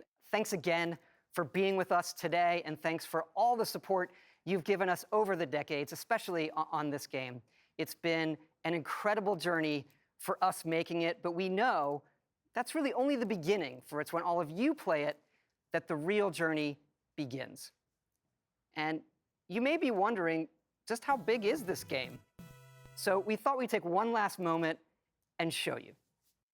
So first, thank you very much, Captain Golf Wing. Much appreciate the sub, as always. Yeah, I've had a Twitch channel for about 9 years, something like that. Streaming is actually my primary job. The YouTube stuff is like a bonus optional thing. Thank you very much for the sub. If you want to put that sub towards a future stream, do please let me know. Might have just Starfield. Yeah, I don't want big. I want good. I want depth. We'll see what they do with it, I suppose. What do we got here? Let's acknowledge this donation first, really quick. Thank you, Mega Man, very much. I don't actually know if Starfield's on the list. I guess I can check. Let me actually check here. Yeah, I want complex, not complicated, as I'm rather fond of saying. Starfield. Starfield is on the list. It's actually not on my list. I'm going to change that right now. It's this flag I put in the spreadsheet. Starfield. There it is. Yeah, we're going to add that to my list right there. 2 people have put $3 towards it, not counting the donation I just got. Like that. Hang on. I'll save my thoughts until we see the last of it. But first of all, thank you, FN Craig, very much for the sub. I will put that towards Starfield. And of course, Mega Man, I will put yours towards Starfield as well. Very, very much appreciate. Thank you. Give me a moment to jot that one down as well.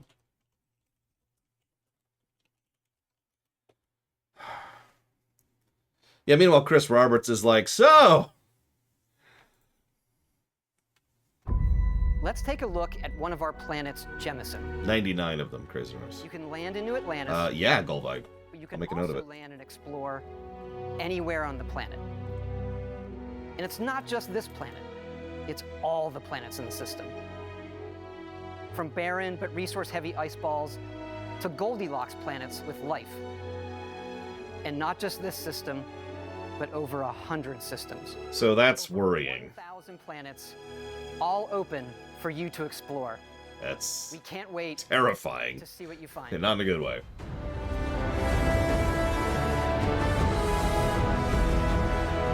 No kidding, Blow Up Alex. Dude, if they let you even try to land on a gas tank, that's gonna be funny. Alright, and you're dead! Congrats, you did it! Would you like to reload your last save?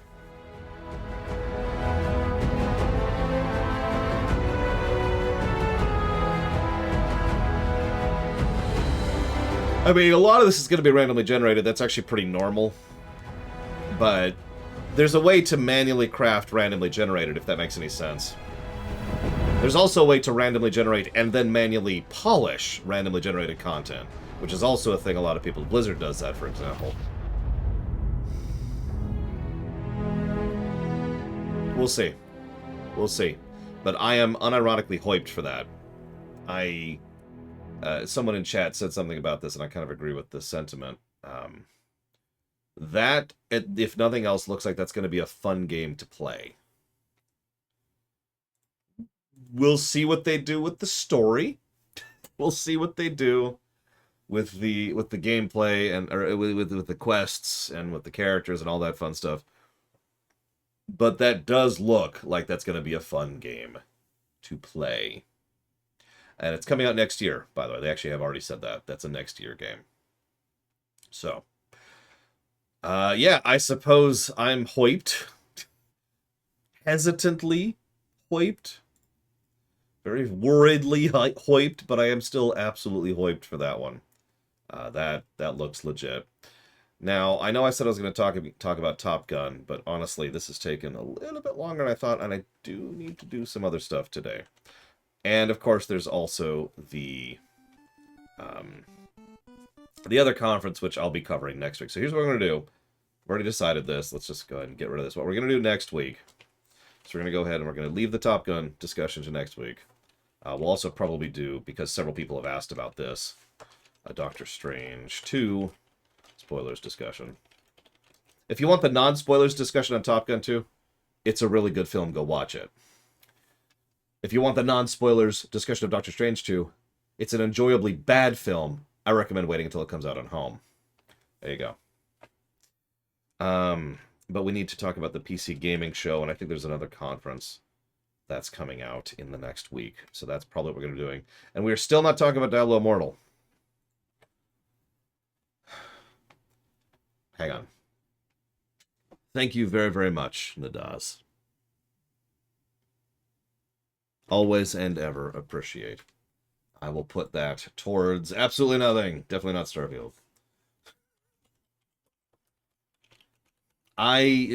Doctor Strange 2 is a well-acted, well-directed, terribly written film. I am most reminded of Star Trek Into Darkness, specifically, which had one of the dumbest scripts I've ever seen in film, but was still an enjoyable film because of the people who were acting in that script, right? So that's Doctor Strange 2 in a nutshell. You want more specifics? That's going to wait for spoilers, but that's the summary. It's still something that's probably worth watching, but I honestly just wait till it comes out on Disney Plus. The actors did try. We had some talented people there. It's just, whew. Anyways, but Diablo Immortal, really quick. I'm actually going to mention something about Diablo Immortal. You ready for this? Here we go. every now and again, there's something that I can't summarize. You just saw me do this. I just summarized Doctor Strange 2. It's actually easy to summarize Doctor Strange 2. There you go, boom. But every now and again, I run into something that I can't summarize because there's no way to do so. You have to go so far in depth to get across the point. I can actually point to a specific example of this. Final Fantasy XIV 1.0. If I tell you that Final Fantasy XIV 1.0 was a bad game, that doesn't convey the information that it needs to. I spent an hour at the very beginning of the FF14 lore run doing nothing but going down the list, having spent multiple days of research to really explain to you how bad that was. And that's Diablo Immortal. The biggest reason I haven't discussed it is that is an entire lore week by itself. And frankly, I don't think I need to.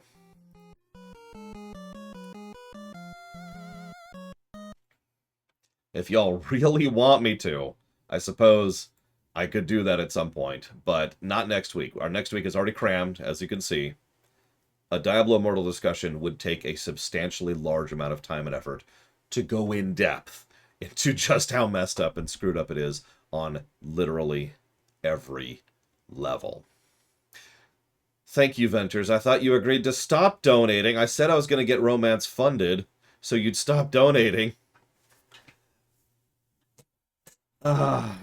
And that's the other thing, Cycloud. Plenty of other people who are far more dedicated to that have already covered Diablo Immortal. I can recommend Josh Strife Hayes. He does a really good in-depth look into it. I can also recommend Wong Ya. I was trying to remember how to pronounce it. You know, that's another example of someone who has done a much better job than me about describing and discussing it. So, as a suggestion, if you really want to learn just how absolutely horrifically bad Diablo Immortal is, by all means, there are people that can do that. So now I got to bow for a minute. More or less literally. Hang on, let me write these down first. I'm already falling behind here. Jesus. Wasn't expecting. So we've got... How come it makes money? Exactly, Mike Romano. For more details on that, go watch the hour dissertation that I'm not doing. Hang on, I'm actually falling behind here. Holy crap.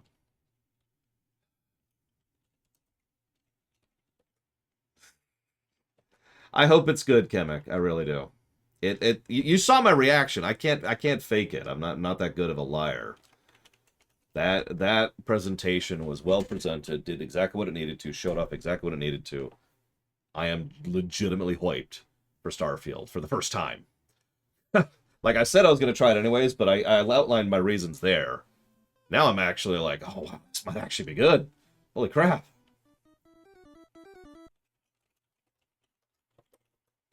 Okay, let me do these in reverse order. Thank you, Voice of Authorita, very much. I'll put that towards not Starfield, but something else entirely. I'll put that towards XCOM 2. Another good game, actually. Have you already donated towards that, Mr. Red? Oh, dude, I'm going to spend so much time off camera shipbuilding and base building, you have no idea. I'm going to be like, all right, cut off for lunch break, and I'm just going to sit here and continue to play the game building my base.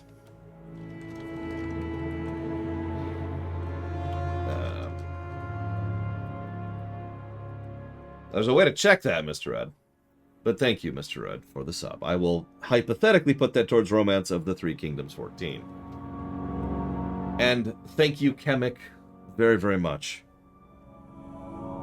I will jot that down for Starfield. Thank you, Shikor.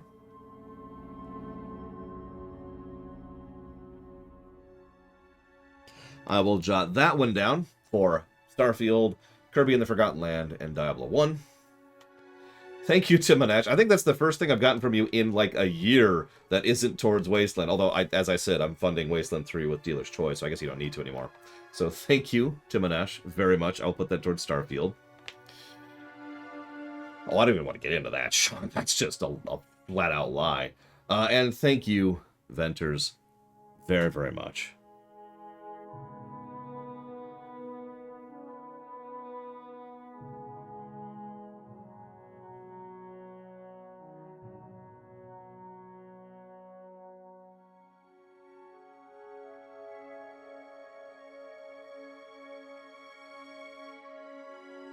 Always and ever appreciate, Ventures.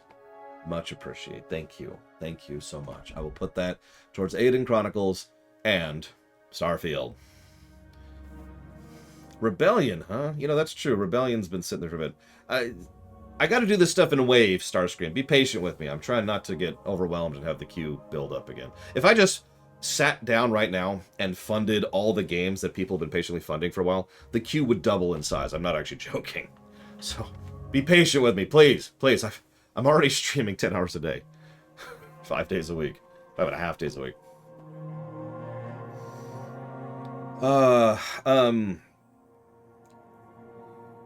Words. Yeah, so I think I'm caught up. I think it's everything. Hi, Mexpectors. Someone asked how much I'm charging. Oh my god. For Starfield. Let me actually double check that. So I have a default kind of category. So for certain types of games where I have no idea how long the game is going to be, I tend to charge like a generic amount based on the type of game. And I'm pretty sure... Yep, I'm just charging 60 hours for Starfield, which is a big chunk, but again, I mean, think about how long, like, Oblivion was, for example, and I know Oblivion inside and out. I know, Roman Cure. I've been thinking about time folding a lot lately, because I would totally do that if I could. And I caught that was from Timonash, unless there was another one.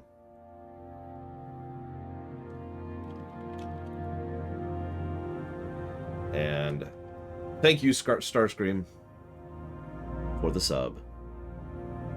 As always.